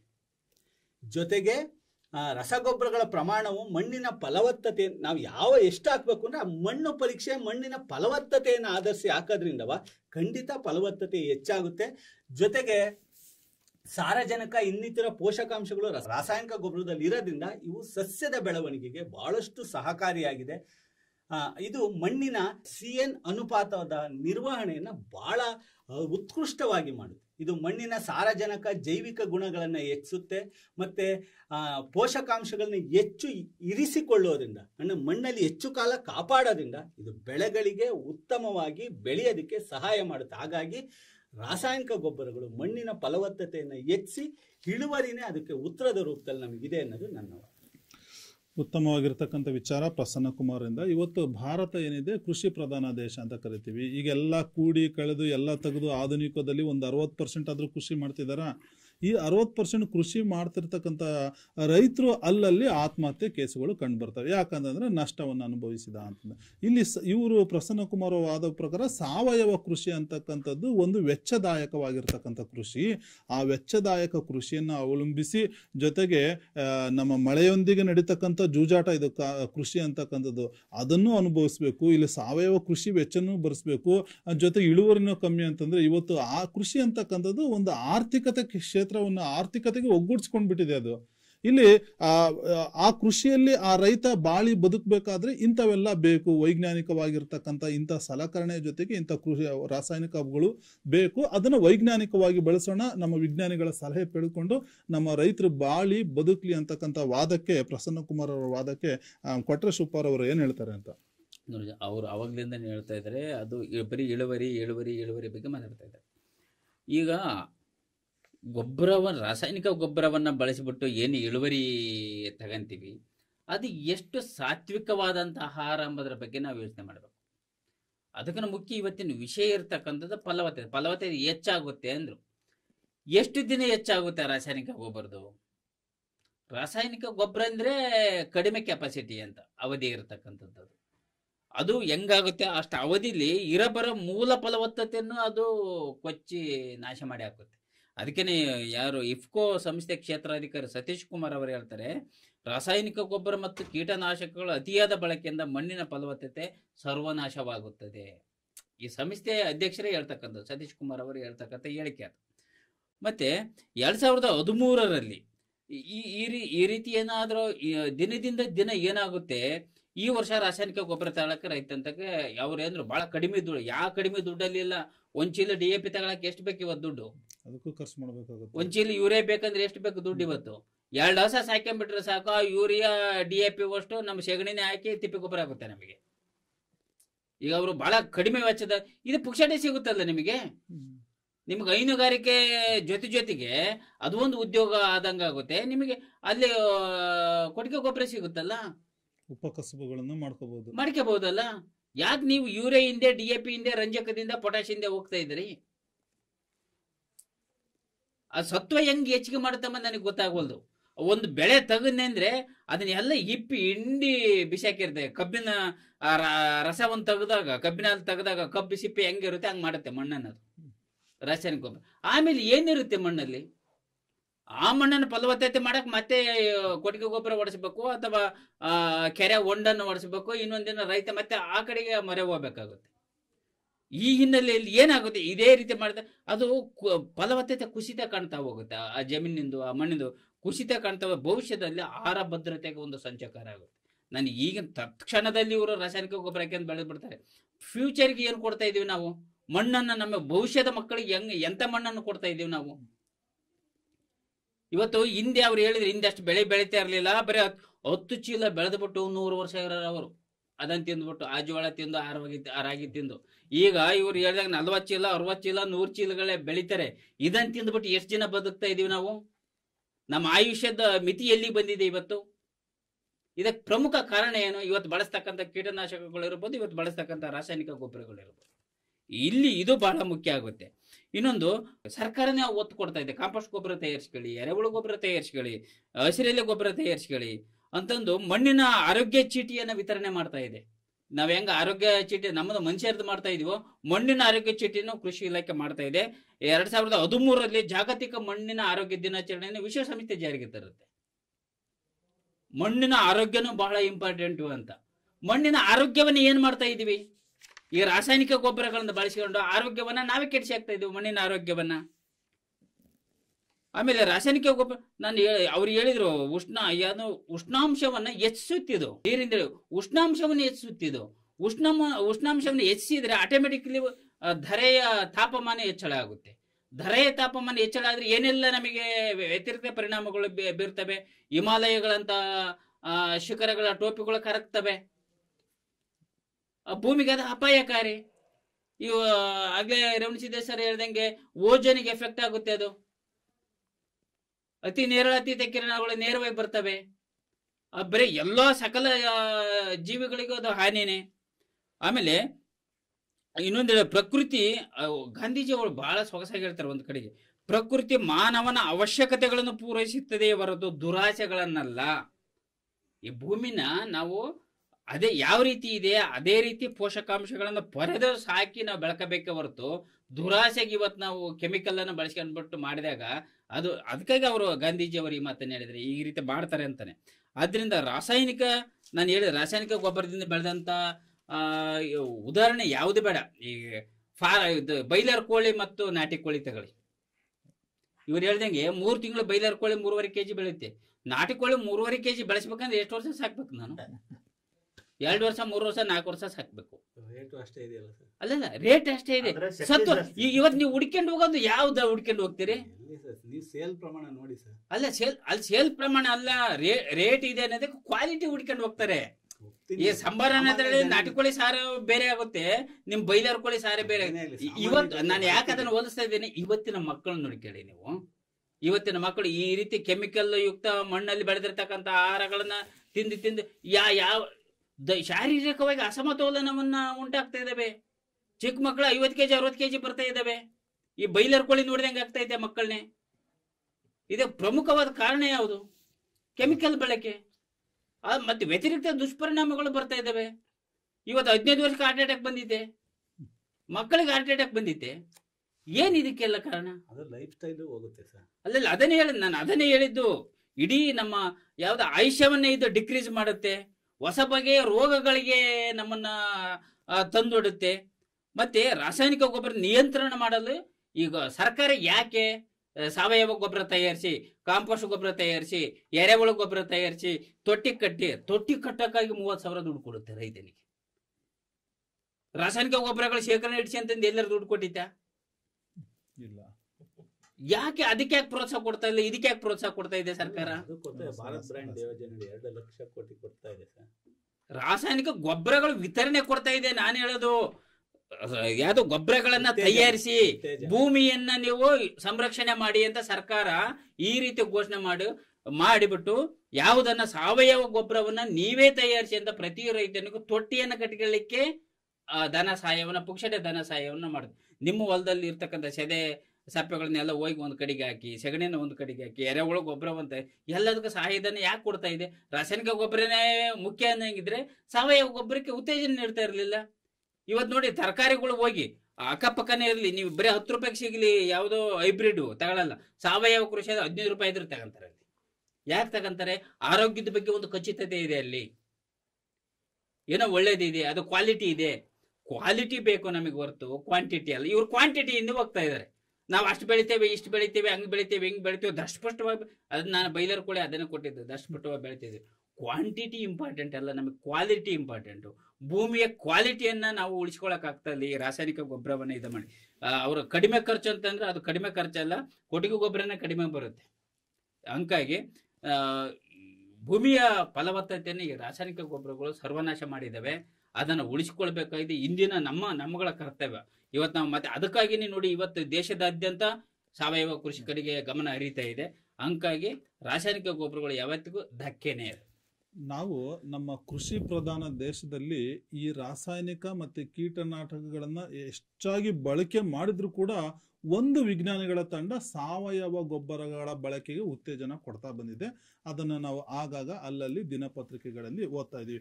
ಒಂದು ರಾಸಾಯನಿಕಗಳು ಭೂಮಿಯ ಫಲವತ್ತತೆಯನ್ನು ನಾಶ ಮಾಡೋದೇ ಅಲ್ಲದೆ ಪರಿಸರಕ್ಕೂ ಕೂಡ ನಾಶ ಮಾಡುತ್ತೆ, ಪರಿಸರದ ಒಂದು ಮಲಿನಕ್ಕೂ ಕೂಡ ಕಾರಣವಾಗಿರುತ್ತೆ, ಮತ್ತೆ ಆರೋಗ್ಯದ ಮೇಲೂ ಕೂಡ ದುಷ್ಟ ಪರಿಣಾಮ ಬೀಳುತ್ತೆ. ಮತ್ತೆ ಈ ರಾಸಾಯನಿಕಗಳನ್ನ ಹಾಕಿ ಬೆಳೀತಕ್ಕಂಥ ಬೆಳೆಗಳು ಹೇಗಿದಾವೆ ಅನ್ನೋದಕ್ಕೆ ಬೈಲರ್ ಕೋಳಿ ಮತ್ತೆ ಫಾರಂ ಕೋಳಿಯ ಒಂದು ಉತ್ತಮ ಉದಾಹರಣೆಯ ಮೂಲಕ ಅದೊಂದು ನೋಡಿ. ಒಂದು ಇತ್ತೀಚಿನ ವಿಷಯ, ಎಂಡೋಸಲ್ಫಾನ್ ಬಳಕೆಯಿಂದ ಏನೇನಾಯ್ತು ಮತ್ತೆ ಎಲ್ಲರಿಗೂ ಹೌದು, ಅದು ಒಂದು ದೊಡ್ಡ ದುರಂತ. ಊನತೆ ಆಗ್ಬಿಟ್ಟು ಮಾನಸಿಕ ಬುದ್ಧಿಮಂದಿರನ್ನ ಉಳಿಸಿ ಅವೆಲ್ಲ ಇವೆಲ್ಲ ಆಯ್ತು. ಮತ್ತೆ ಜೊತೆಗೆ ನಾವು ನಮ್ಮ ಅಜ್ಜನ ಕಾಲದಲ್ಲಿ ಏನು ನಾವು ತರಕಾರಿಗಳನ್ನ ತಿಂತಾ ಇದ್ವು, ಆ ತರಕಾರಿಗಳ ಆಕಾರ ಮತ್ತು ಗುಣಮಟ್ಟದ ಸ್ವರೂಪನೇ ಈಗ ಬದಲಾಗಿದೆ. ನಾವು ಬಿಟಿ ಬದನೆ ಇತ್ತೀಚಿನ ದಿನಗಳಲ್ಲಿ ನೋಡ್ತೀವಿ. ಆಮೇಲೆ ನಾವು ಚಿಕ್ಕದಾಗಿರ್ತಕ್ಕಂಥ ಒಂದು ಮೆಣಸಿನಕಾಯಿ ನೋಡ್ತೀವಿ. ಈಗ ನಮ್ಮ ಬೆರಳಿನ ಗಾತ್ರಕ್ಕಿಂತಲೂ ದೊಡ್ಡದಾಗಿರ್ತಕ್ಕಂಥ ಮೆಣಸಿನಕಾಯಿಗಳು ಬಂದಿವೆ. ಇವೆಲ್ಲ ಏನಪ್ಪಾ ಅಂತಂದ್ರೆ ಒಂದು ತರಕಾರಿ ಪೂರೈಕೆ ಮಾಡ್ತಿದ್ರ ಅಥವಾ ಕಸವನ್ನೇ ತಿನ್ನಿ ಅಂತ ಪೂರೈಕೆ ಮಾಡ್ತಿದ್ರ ನಮಗಂತೂ ಗೊತ್ತಿಲ್ಲ. ಒಟ್ಟು ವಿಜ್ಞಾನಿಗಳ ತಂಡ ಇದನ್ನು ಕೂಡ ಗುರುತಿಸಿದೆ ಅಂತಕ್ಕಂಥದ್ದನ್ನ ಕೆಲವು ದೃಷ್ಟಾಂತಗಳ ಮೂಲಕ, ಘಟನೆಗಳ ಮೂಲಕ, ಕೆಲವೊಂದು ವಿಜ್ಞಾನಿಗಳ ಕಟ್ಟುಕೊಟ್ಟಿರ್ತಕ್ಕಂಥ ಅಂಕಿಅಂಶಗಳ ಮೂಲಕ ನಮ್ಮ ಕೊಟ್ರೇಶ್ ಅವರ ಒಂದು ವಾದ ಇತ್ತು. ಅದಕ್ಕೆ ಲತಾಮಣಿ ಅವರು ಏನ್ ಹೇಳ್ತಾರೆ ಅಂತ. ಗುರುಗಳು ಮಾತಾಡ್ತಾ ಒಂದು ಮಾತು ಹೇಳಿದ್ರು, ರಾಸಾಯನಿಕ ಗೊಬ್ಬರಗಳು ಫಲವತ್ತತೆಯನ್ನ ಹೆಚ್ಚಿಸುತ್ತೆ. ಎಷ್ಟು ದಿನದವರೆಗೂ ಹೆಚ್ಚಿಸುತ್ತೆ ಅಂತ. ಅಲ್ಲಿಗೆ ರಾಸಾಯನಿಕ ಗೊಬ್ಬರ ಫಲವತ್ತತೆಯನ್ನ ಹೆಚ್ಚಿಸುತ್ತೆ ಅಂತ ಅವರು ಒಪ್ಕೊಂಡಿದ್ದಾರೆ. ಎಷ್ಟು ದಿನದವರೆಗೆ ಹೆಚ್ಚಿಸುತ್ತೆ ಅನ್ನೋದು ಅವರ ಪ್ರಶ್ನೆ. ದಿನದ ಲೆಕ್ಕ ನೀವು ಹೇಳಬೇಕು. ಎಷ್ಟು ದಿನದವರೆಗೆ ಹೆಚ್ಚಿಸುತ್ತೆ ಅಂದ್ರೆ ಅವ್ರು ಅಲ್ಲಿಗೆ ಒಪ್ಕೊಂಡಿದ್ದಾರೆ ಫಲವತ್ತತೆಯನ್ನ ಹೆಚ್ಚಿಸುತ್ತೆ, ಭೂಮಿ ಫಲವತ್ತತೆನ ಅಂತ. ಈಗ ನಾವು ಸಾವಯವ ಗೊಬ್ಬರವನ್ನ ಬಳಕೆ ಮಾಡಿ ಬೆಳೆದಂತಹ ಒಂದು ಕಾಲನೂ ಇತ್ತು. ಆಗ ವರ್ಷಕ್ಕೆ ಒಂದು ಬೆಳೆ ಬೆಳೀತಾ ಇದ್ರು ಅಂತ ಹೇಳಿದ್ರು ಸರ್ ಮಾತಾಡ್ತಾ ಹೇಳಿದ್ರು. ವರ್ಷಕ್ಕೆ ಒಂದು ಬೆಳೆ ಬೆಳೀತಾ ಇದ್ರು. ಅದರಿಂದ ಆಹಾರನ ಪೂರೈಕೆ ಮಾಡೋದು ಎಷ್ಟು ಕಷ್ಟ ಇರ್ತಿತ್ತು. ಆಗ ಶಾಸ್ತ್ರೀಜಿ ಅವರು ಸೋಮವಾರ ವ್ರತ ಕೈಗೊಂಡಿದ್ದು ಈ ಬಗ್ಗೆ ಎಲ್ಲ ಸರ್ ಹೇಳಿದ್ರು. ವರ್ಷಕ್ಕೆ ಒಂದು ಬೆಳೆನ ಬೆಳೀತಾ ಇದ್ದಂತ ಆ ಕಾಲದಲ್ಲಿ ಸಾವಯವ ಗೊಬ್ಬರನ ಬಳಕೆ ಮಾಡಿಕೊಂಡು ಮಣ್ಣಿನ ಫಲವತ್ತತೆ ಯಾಕೆ ಆ ಒಂದು ಅವಧಿಗೆ ಅಷ್ಟೇ ಮೀಸಲಾಗಿತ್ತ? ಒಂದು ಬೆಳೆಯನ್ನ ಬೆಳಿಲಿಕ್ಕೆ ಮಾತ್ರ ಮೀಸಲಾಗಿತ್ತ? ಅನಂತರ ಯಾಕೆ ಅವರು ಎರಡನೇ ಬೆಳೆಯನ್ನ ಬೆಳಿಲಿಕ್ಕೆ ಪ್ರಯತ್ನ ಪಡ್ಲಿಲ್ಲ? ಅಲ್ಲಿ ಮಣ್ಣಿನ ಫಲವತ್ತತೆ ಏನಾದ್ರೂ ಕುಂಠಿತ ಆಯ್ತಾ? ಈ ಒಂದು ಅಂಶದ ಬಗ್ಗೆನೂ ನಾವು ಗಮನಿಸ್ಬೇಕಾಗತ್ತೆ. ಮತ್ತೆ ಅವರು ಹೇಳಿದ್ರು, ನಿಮ್ಮ ರಾಸಾಯನಿಕ ಗೊಬ್ಬರಗಳು ಮಣ್ಣಿನ ಫಲವತ್ತತೆಯನ್ನ ಹೆಚ್ಚಿಸಿದ್ರು ಎಷ್ಟರ ಮಟ್ಟಿಗೆ ಹೆಚ್ಚಿಸುತ್ತೆ? ಒಂದು ಹಂತಕ್ಕೆ ಬಂದ ಮೇಲೆ ಅದು ಮಣ್ಣನ್ನ ನಾಶ ಮಾಡಿರುತ್ತೆ, ಆ ಫಲವತ್ತತೆನ ಸರ್ವನಾಶ ಮಾಡಿರುತ್ತೆ. ಮತ್ತೆ ನೀವು ಇದೇ ಸಾವಯವಕ್ಕೆ ಬರ್ಬೇಕಾಗತ್ತೆ ಮಣ್ಣಿನ ಫಲವತ್ತತೆಯನ್ನ ಆ ಮಣ್ಣಿಗೆ ಫಲವತ್ತತೆ ನೀಡ್ಲಿಕ್ಕೆ ಅಂತ ಹೇಳಿದ್ರು. ಯಾವುದು ಈ ಕೆರೆ ಮಣ್ಣು ಹೊಡ್ಸೋದಿರ್ಬೋದು ಅಥವಾ ತಿಪ್ಪೆ ಗೊಬ್ಬರ ಹೊಡ್ಸೋದಿರ್ಬೋದು, ಕುರಿ ಮತ್ತೆ ಹಸುಗಳ ಸಗಣಿ ಹೊಡ್ಸೋದಿರ್ಬೋದು, ಇದನ್ನೆಲ್ಲ ನೀವು ಮಣ್ಣಿನ ಮತ್ತೆ ಆ ಮಣ್ಣಲ್ಲಿ ಫಲವತ್ತತೆ ಬರಬೇಕು ಅಂದ್ರೆ ಮತ್ತೆ ನೀವು ಇದನ್ನೆಲ್ಲ ಭೂಮಿಗೆ ಹಾಕ್ಬೇಕಾಗತ್ತೆ. ಆಗ ಅಲ್ಲಿ ಮಣ್ಣಿನ ಫಲವತ್ತತೆ ಬರುತ್ತೆ ಅಂತ ಹೇಳಿದ್ರು. ಆ ಮಣ್ಣಿನ ಫಲವತ್ತತೆ ಏನ್ ಬರುತ್ತೆ ಆ ಸಾವಯವ ಗೊಬ್ಬರದಲ್ಲಿ, ಅದರ ಫಲವತ್ತತೆನ ಇನ್ನು ಹೆಚ್ಚು ಪಡಿಸ್ಲಿಕ್ಕೆ ನಾವು ರಾಸಾಯನಿಕ ಗೊಬ್ಬರಗಳನ್ನ ಬಳಕೆ ಮಾಡ್ಕೋತಾ ಇರೋದು ಅಂತ. ಆ ಮಣ್ಣಿನ ಫಲವತ್ತತೆ ಇರೋಂಥ ಫಲವತ್ತತೆಯನ್ನ ಹೆಚ್ಚಿಸಿ ಹೆಚ್ಚು ಇಳುವರಿಯನ್ನ ಪಡ್ಕೊಳ್ಳೋದು ಈ ರಾಸಾಯನಿಕ ಗೊಬ್ಬರಗಳಿಂದ. ಹಾಗೆ ಸರ್ ಮಾತಾಡ್ತಾ ಒಂದು ಅಂಶನ ಉಲ್ಲೇಖ ಮಾಡಿದ್ರು. ಈಗ ನಾವು ಮಣ್ಣನ್ನೇನಾದ್ರೂ ಪರೀಕ್ಷೆಗೆ ಒಳಪಡಿಸಿದ್ದೇ ಆದಲ್ಲಿ ಮಣ್ಣು ICUಗೆ ಅಡ್ಮಿಟ್ ಆಗ್ಬೇಕಾಗತ್ತೆ ಅಂತ. ICUಗೆ ಅಡ್ಮಿಟ್ ಆಗೋದು ಯಾವ ಸಂದರ್ಭದಲ್ಲಿ? ಕೋಮಾ ಸ್ಟೇಜ್ಗೆ ಹೋದಂತ ಸಂದರ್ಭದಲ್ಲಿ ICUಗೆ ಅಡ್ಮಿಟ್ ಆಗ್ಬೇಕಾಗಿರುತ್ತೆ. ಈ ಮಣ್ಣು ಕೋಮಾ ಸ್ಟೇಜ್ಗೆ ಹೋಗಿದ್ರೆ ನೀವು ಇಷ್ಟಿಷ್ಟುದ ತರಕಾರಿನ ಬೆಳೆಯಕ್ ಆಗ್ತಾನೆ ಇರ್ಲಿಲ್ಲ. ಅದನ್ನೇ ಅಲ್ಲಿ ನಿಷ್ಕ್ರಿಯ ಆಗಿದ್ದನ್ನ ಮಾತ್ರ ಕೋಮಾ ಸ್ಟೇಜ್ ಅಂತ ಹೇಳ್ತೀವಿ. ಆಗ ICUಗೆ ಹಾಕ್ತಿವಿ. ಅಲ್ಲಿ ಏನಾದ್ರೂ ಕ್ರಿಯೆ ನಡೀತಾ ಇದೆ ಅಂದ್ರೆ ನಿಮ್ಮಂತ ಡಾಕ್ಟರ್ಗಳಿರ್ಬೇಕು, ಅಲ್ಲಿ ICUಗೆ ಅಡ್ಮಿಟ್ ಮಾಡೋರು. ಇದೊಂದು ಅಂಶ ಗಮನದಲ್ಲಿ ಇಟ್ಕೋಬೇಕಾಗತ್ತೆ. ಅಲ್ಲಿ ಭೂಮಿ ನಿಷ್ಕ್ರಿಯ ಆಗಿಲ್ಲ ಅಂದಾಗ ಅಲ್ಲಿ ಏನು ಫಲವತ್ತತೆ ಇದೆ ಅಂತ. ಈ ರಾಸಾಯನಿಕ ಗೊಬ್ಬರಗಳ ಮುಖೇನ ಅಲ್ಲಿ ಫಲವತ್ತತೆ ಇದೆ ಅಂದಾಗ ಅಲ್ಲಿ ಇಳುವರಿ ಹೆಚ್ಚಾಗ್ತಾ ಇದೆ. ಮತ್ತೆ ಏನ್ ನೀವೆಲ್ಲ ಹೇಳಿದ್ರೆ ಇಷ್ಟಿಷ್ಟುದ ತರಕಾರಿಗಳು ಬರ್ತಾ ಇದೆ, ಆ ಒಂದು ತರಕಾರಿ ಬೆಳಿಲಿಕ್ಕೆ ಸಾಧ್ಯ ಆಗ್ತಾ ಇದೆ. ಹಾಗೆ ಇನ್ನೊಂದು ಮಾತು ಹೇಳಿದ್ರು, ಬೆಳೆನ ಕಳೆನಾಶಕಗಳು ಇವನ್ನೆಲ್ಲ ಸರ್ ಆಗ್ಲೇ ಮಾತಾಡ್ತಾ ಹೇಳಿದ್ರು. ಒಂದೊಂದಕ್ಕೂ ಒಂದೊಂದು ರೀತಿಯ ರಾಸಾಯನಿಕಗಳನ್ನ ಸಿಂಪಡಣೆ ಮಾಡ್ತೀವಿ ಅಂತ ಅಧ್ಯಕ್ಷರು ಹೇಳಿದ್ದು. ಈಗ ನಾವು ಸಾವಯವ ಗೊಬ್ಬರನೇ ಬಳಕೆ ಮಾಡ್ತಾ ಇದ್ರೆ ಆ ಸಾವಯವ ಗೊಬ್ಬರದ ಮುಖೇನ ಕೇವಲ ಬೆಳೆ ಅಷ್ಟೇ ಬೆಳೆಯೋದಿಲ್ಲ. ನಾವು ಭೂಮಿನ ಫಲವತ್ತತೆಯಾಗಿ ಮಾಡೋದು ಏನಕ್ಕೆ? ನಮಗೆ ಬೇಕಾದಂತ ಆಹಾರ ಬೆಳೆಗಳನ್ನ ಬೆಳ್ಕೊಳ್ಳೋದಿಕ್ಕೆ. ಆಹಾರ ಬೆಳೆಗಳಿಗಿಂತಲೂ ಅತಿ ಹೆಚ್ಚಾಗಿ ಕಳೆಗಳೇ ಬೆಳ್ಕೊಂಡಿದ್ದಂತಹ ಸಂದರ್ಭದಲ್ಲಿ ನಾವು ಅದೇ ಸಾವಯವ ಗೊಬ್ಬರಗಳನ್ನ ಹಾಕ್ತಾ ಇದ್ದಾಗ ಬೆಳೆಗಿಂತ ಹೆಚ್ಚಾಗಿ ಕಳೆನೇ ಅಲ್ಲಿ ಬೆಳೆದಿರುತ್ತೆ. ಸೊ ಅಂತ ಸಂದರ್ಭದಲ್ಲಿ ಭೂಮಿಗೆ ಮತ್ತೆ ಬೆಳೆಗೆ ಯಾವುದೇ ಒಂದು ಅಪಾಯಕಾರಿ ಆಗದ ಹಾಗೆ, ಏನು ಹಾನಿ ಆಗದಾಗೆ ಕೇವಲ ಕಳೆಗಳನ್ನಷ್ಟೇ ನಾಶಪಡಿಸುವಂತ ಕಳೆನಾಶಕಗಳು ಕೂಡ ರಾಸಾಯನಿಕ ಗೊಬ್ಬರಗಳಲ್ಲಿ ಬರತಕ್ಕಂಥದ್ದು. ಹಾಗೆ ಈ ಮನುಷ್ಯನಿಗೆ ಪ್ರೋಟೀನು, ವಿಟಮಿನ್ನು, ಕ್ಯಾಲ್ಶಿಯಮ್ಮು ಮತ್ತೆ ಏನೆಲ್ಲ ಅಂಶಗಳು ಬೇಕಾಗಿರುತ್ತೆ, ಅವನೊಬ್ಬ ಆರೋಗ್ಯವಂತ ಮನುಷ್ಯನಾಗಿರ್ಬೇಕು ಅಂದ್ರೆ ಏನೆಲ್ಲ ಬೇಕಾಗಿರುತ್ತೋ ಹಾಗೆ ಭೂಮಿಗೂ ಕೂಡ ಈ ಎಲ್ಲ ಅಂಶಗಳು ಬೇಕಾಗುತ್ತೆ. ಅದರಲ್ಲಿ ಕ್ಯಾಲ್ಸಿಯಂ ಇರ್ಬೋದು, ಮೆಗ್ನೀಷಿಯಂ ಇರ್ಬೋದು, ಗಂಧಕ ಇರ್ಬೋದು, ರಂಜಕ ಇರ್ಬೋದು, ಸಾರಜನಕ ಇರ್ಬೋದು, ಪೊಟ್ಯಾಷಿಯಂ ಇರ್ಬೋದು. ಈ ಎಲ್ಲಾ ಅಂಶಗಳನ್ನ ಕೊಟ್ಟಾಗ ಮಾತ್ರ ಅಲ್ಲಿ ಭೂಮಿ ತನ್ನದೇ ಆದಂತ ಒಂದು ಸುಸ್ಥಿರತೆಯನ್ನ ಕಾಪಾಡಿಕೊಳ್ಳುತ್ತೆ. ಮತ್ತೆ ನಾವ್ ಏನು ಬಿತ್ತುತ್ತೀವೋ ಅದನ್ನ ಹೆಚ್ಚಾಗಿ ಬೆಳಿಲಿಕ್ಕೆ ಸಹಕಾರಿಯಾಗುತ್ತೆ. ಇಂತಹ ಒಂದು ಕೆಲಸವನ್ನ ಮಾಡ್ತಾ ಇರೋದು ರಾಸಾಯನಿಕ ಗೊಬ್ಬರಗಳು. ಕೇವಲ ಸಾವಯವ ಗೊಬ್ಬರಗಳನ್ನ ಬಳಕೆ ಮಾಡೋದ್ರಿಂದ ಭೂಮಿ ಬರೀ ಫಲವತ್ತಾಗಿರ್ಬೋದೇ ಹೊರತು ಹೆಚ್ಚು ಫಲವತ್ತತೆಯನ್ನ ನಾವು ಅಲ್ಲಿ ನಿರೀಕ್ಷೆ ಮಾಡ್ಲಿಕ್ಕೆ ಆಗೋದಿಲ್ಲ. ಹಾಗಾಗಿ ರಾಸಾಯನಿಕ ಗೊಬ್ಬರಗಳನ್ನ ಬಳಕೆ ಮಾಡೋದ್ರಿಂದ ಭೂಮಿಯಲ್ಲಿ ಇರ್ತಕ್ಕಂಥ ಫಲವತ್ತತೆ ಹೆಚ್ಚಾಗತ್ತೆ. ಸೊ ಅದರಿಂದ ಇಳುವರಿಯನ್ನ ನಾವು ಹೆಚ್ಚಾಗಿ ಪಡಿತಾ ಹೋಗ್ಬೋದು ಅನ್ನೋದು ನನ್ನ ಒಂದು ವಾದ. ತುಂಬ ಒಳ್ಳೆ ವಿಚಾರಗಳನ್ನು ಲತಾಮಣಿ ಅವರಿಂದ ಆಯಿತು. ಇವತ್ತು ನಾವು ಚಿಕ್ಕವರಿದ್ದಾಗ ನೋಡಬೇಕಿತ್ತು, ಒಂದು ನಮ್ಮ ಹಳ್ಳಿಗಳ ಕಡೆ ಏನು ಬರ್ತಾ ಇದ್ರು ಅಂತಂದರೆ ಈ ಬಾತ್ಕೋಳಿಗಳ ಹಿಂಡನ್ನು ಮಾಡ್ಕೊಂಬರೋರು, ಹೊಡ್ಕೊಂಬರೋರು. ಆಮೇಲೆ ಕಟಾವ್ ಆದ ತಕ್ಷಣ ಅವ್ರು ಕಾಣಿಸ್ಕೊಳ್ತಾ ಇದ್ರು. ಆಮೇಲೆ ಈ ಕುರಿಗಳನ್ನು ಹಿಂಡುಗಳನ್ನು ತೆಗೆದುಕೊಳ್ಳೋದು, ದನ ಕರುಗಳನ್ನ, ಇವೆಲ್ಲ ನಮ್ಮ ಹಿರಿಯರು ಹೆಂಗೆ ಕಂಡುಕೊಂಡ್ರು ಅಂತಂದರೆ ಈ ಬಾತ್ಕೋಳಿಗಳ ತಂಡ ಬಂದ ತಕ್ಷಣ ಒಂದು ತಿಂಗಳು ನಮ್ಮ ಹೊಲದಲ್ಲೇ ಹಾಕೊಂಬಿಡಮ್ಮ ಟೆಂಟ್ ನೀನು ಅಲ್ಲೇ. ಅಂದರೆ ಬಾತ್ಕೋಳಿಗಳು ಅವು ತಿಂದು ಅಲ್ಲಿ ಹಿಕ್ಕೆಯನ್ನು ಹಾಕಿ ಆ ಭೂಮಿಯ ಫಲವತ್ತತೆಯನ್ನು ಹೆಚ್ಚಿಸ್ತವೆ. ಮತ್ತು ಈ ಕುರಿಗಳ ಗುಂಪು ಕೂಡ ಅಷ್ಟೇ. ಆ ಥರದ ಒಂದು ಸಾವಯವ ಗೊಬ್ಬರದ ಒಂದು ಮಹತ್ವವನ್ನು ನಮ್ಮ ಹಿರಿಯರು ಕಂಡುಕೊಂಡಿದ್ದು. ಬಟ್ ಈಗ ಬಾತ್ಕೋಳಿಗಳ ಗುಂಪು ಕೂಡ ಇಲ್ಲ, ಮತ್ತು ಈ ಕುರಿಗಳನ್ನು ಮೇಯಿಸ್ತಕ್ಕಂಥವ್ರು ಕೂಡ ಇದೆ. ತುಂಬ ಅಪರೂಪ ಆಗ್ಬಿಟ್ಟಿದೆ. ಯಥೇಚ್ಛವಾಗಿಲ್ಲ, ಅದು ಯಥೇಚ್ಛವಾಗಿಲ್ಲ. ಯಾಕಂದರೆ ರಾಸಾಯನಿಕ ಗೊಬ್ಬರಗಳು ಆ ಸಂಪ್ರದಾಯವನ್ನು ಕಿತ್ತು ತಿಂದ್ಬಿಟ್ಟಿದೆ. ಹಾಗಾಗಿ ಅವೆಲ್ಲ ಇಲ್ಲ ಅಂತ ನೋಡೋಣ. ಇವುಗಳ ಜೊತೆಗೆ ಇವೆಲ್ಲ ಸಾವಯವ ಗೊಬ್ಬರಗಳ ಮಹತ್ವವನ್ನು ಸೂಚನೆ ಮಾಡಿದರೆ, ಮತ್ತು ಲತಾಮಣಿಯವರು ಹೇಳಿರೋ ಪ್ರಕಾರ ಭೂಮಿಯ ಫಲವತ್ತತೆಯನ್ನು ರಾಸಾಯನಿಕ ಗೊಬ್ಬರ ಹಾಕಿದ್ರಿಂದ ನಾವು ಜಾಸ್ತಿ ಬೆಳೆ ಬೆಳೀತಕ್ಕಂಥ ಒಂದು ವಾದನೂ ಕೂಡ ಸುಳ್ಳಲ್ಲ. ಇದಕ್ಕೆ ಅವರ ಒಂದು ವಾದಕ್ಕೆ ನಮ್ಮ ರೇವಣ ಸಿದ್ದೇಶ್ ಅವರು ಕೊನೆಯದಾಗಿ ಏನು ಹೇಳ್ತಾರೆ ಅಂತ. ಎದುರಾಳಿಗಳದ ಮಾತುಕತೆ ನೋಡಿದಾಗ ಸರ್, ಎಲ್ಲರಿಗೂ ಒಂದು ಕೈ ಮುಗಿದು ಕೇಳ್ತೀನಿ, ಕೃಷಿ ಅನ್ನುವುದು ಕಮರ್ಷಿಯಲ್ ಬಿಸ್ನೆಸ್ ಅಲ್ವೇ ಅಲ್ಲ. ದಯಮಾಡಿ ನಾ ಅಷ್ಟು ಬೆಳೆದೆ ಇಷ್ಟು ಬೆಳೆದೆ ಅಂತ ಪ್ರೇಕ್ಷಕರು, ನಿಮ್ಮಲ್ಲಿ ರೈತರು ಯಾರಿದ್ದೀರಾ, ನಿಮ್ಮ ದೇಶದ ಬೆನ್ನೆಲುಬು, ನಿಮ್ಮ ಕೈ ಜೋಡಿಸಿ ಕೇಳ್ತೇನೆ. ನಿಮಗೂ ಕೂಡ ಹೇಳ್ತೇನೆ, ರಾಸಾಯನಿಕದಿಂದ ನಷ್ಟವೇ ಇದೆ. ದಯಮಾಡಿ ಎಷ್ಟು ಬೆಳೆದಿದ್ದೇನೆ ಮುಖ್ಯ ಅಲ್ಲ, ಏನು ಬೆಳೆದಿದ್ದೇನೆ, ನಾ ಎಷ್ಟು ತಿಂದೆ ಮುಖ್ಯ ಅಲ್ಲ, ನಾ ತಿಂದಿರುವ ಆಹಾರದಲ್ಲಿ ಎಷ್ಟು ಪೌಷ್ಟಿಕಾಂಶ ಇದೆ ಅನ್ನೋದು ಬೇಕು. ನಾನು ಇಷ್ಟು ದಪ್ಪ ಇದ್ದೇನೆ ಅಂದ್ರೆ ಅಲ್ಲ, ನನ್ನಿಂದ ಅದು ಕೆಲಸ ಮಾಡಕ್ಕಾಗತ್ತೆ ಅಂತ ಹೇಳ್ತಾ ಇದ್ದೀನಿ. ಕೃಷಿ ಅನ್ನುವುದು ಕಮರ್ಷಿಯಲ್ ಬಿಸ್ನೆಸ್ ಅಲ್ವೇ ಅಲ್ಲ. ಎಷ್ಟು ಬೆಳೆದೆ ನಾನು ಅಷ್ಟು ತೆಗೆದೆ ಇಷ್ಟು ತೆಗೆದೆ ಅಲ್ಲ.